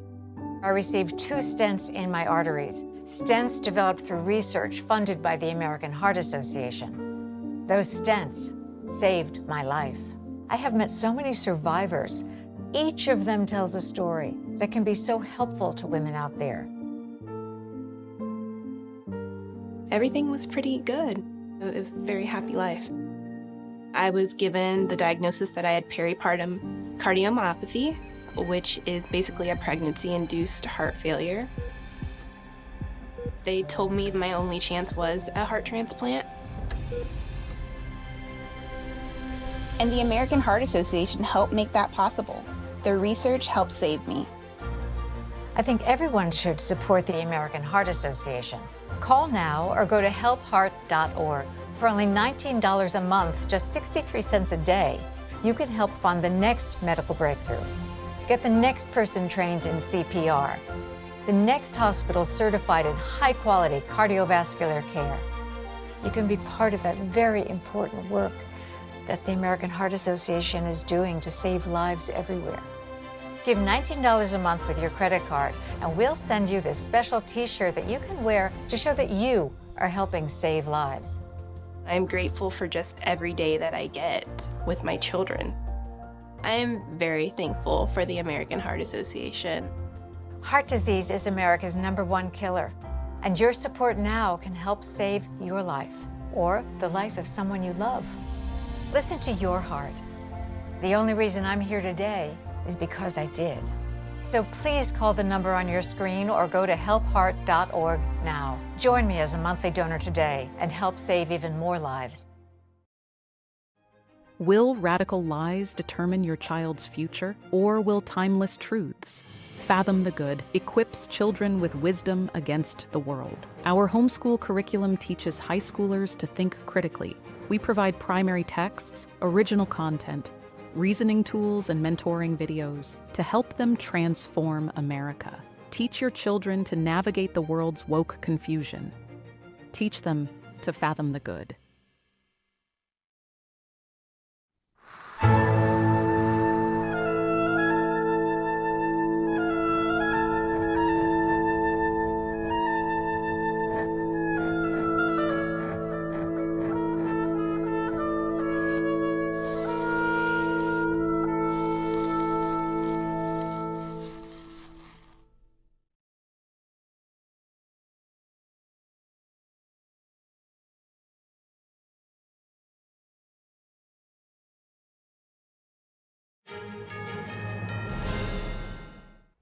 Former President Trump holds a rally in Scranton, Pennsylvania. It's Trump's second visit in just 5 days to Pennsylvania. NTD's Iris Tao is at the site. Iris, tell us more about this rally. What's Trump's message to the voters there?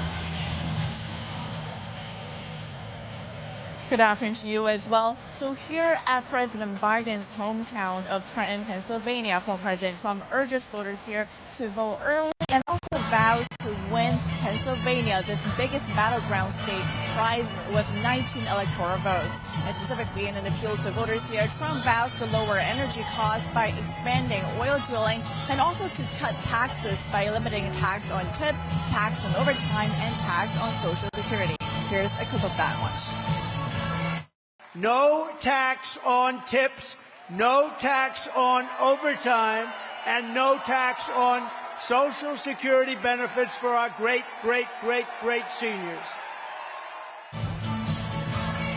But now with just 27 days left before the election, Trump is notably not only focused on traditional battleground states, but also putting in time and resources on some other states. Trump just at this event just now announced that he's holding a rally at Madison Square Garden in Deep Blue, New York. And his campaign confirmed to our media group that that date will happen on October 27th, just 9 days before the November election.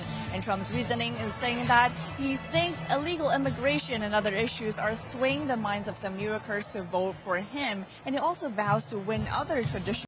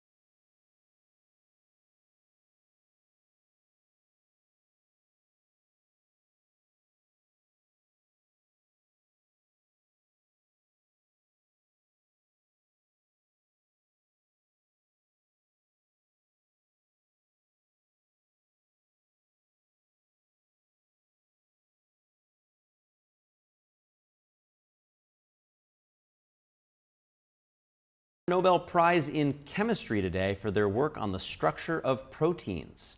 The Royal Swedish Academy of Sciences said half the prize was awarded to U.S. scientist David Baker. The other half was shared by U.S. scientist John Jumper and British scientist Demis Hassabis. Hassabis and Jumper used artificial intelligence to predict the structure of almost all known proteins, while Baker created entirely new proteins. The prize is widely regarded as among the most prestigious in the scientific world.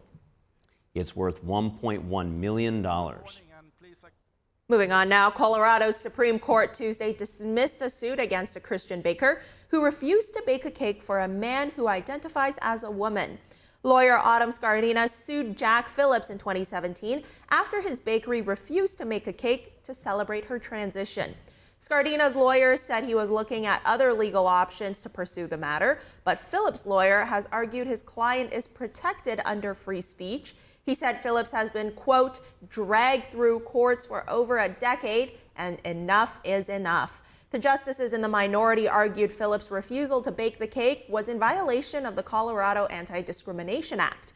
But Justice Melissa Hart, writing for the majority, said the ruling does not alter any protections under that act. Last week, we reported on Alaska's Fat Bear Contest. Now we have a winner. Defending champion, nicknamed Grazer, defeated the bear who killed her cub earlier this year. In a tournament-style knockout, people were encouraged to cast their votes online for the bear that they believe shows the best signs of being prepared for winter. For Alaska's brown bears, that means how much fat they've accumulated gorging on fresh salmon. People could watch the bears in action on a live stream. Grazer's final round opponent, Chunk, is one of the most dominant male bears in the area. He had earlier attacked and killed one of Grazer's cubs, but fans gave Grazer the last laugh, spurring her to victory with a margin of more than 40,000 votes.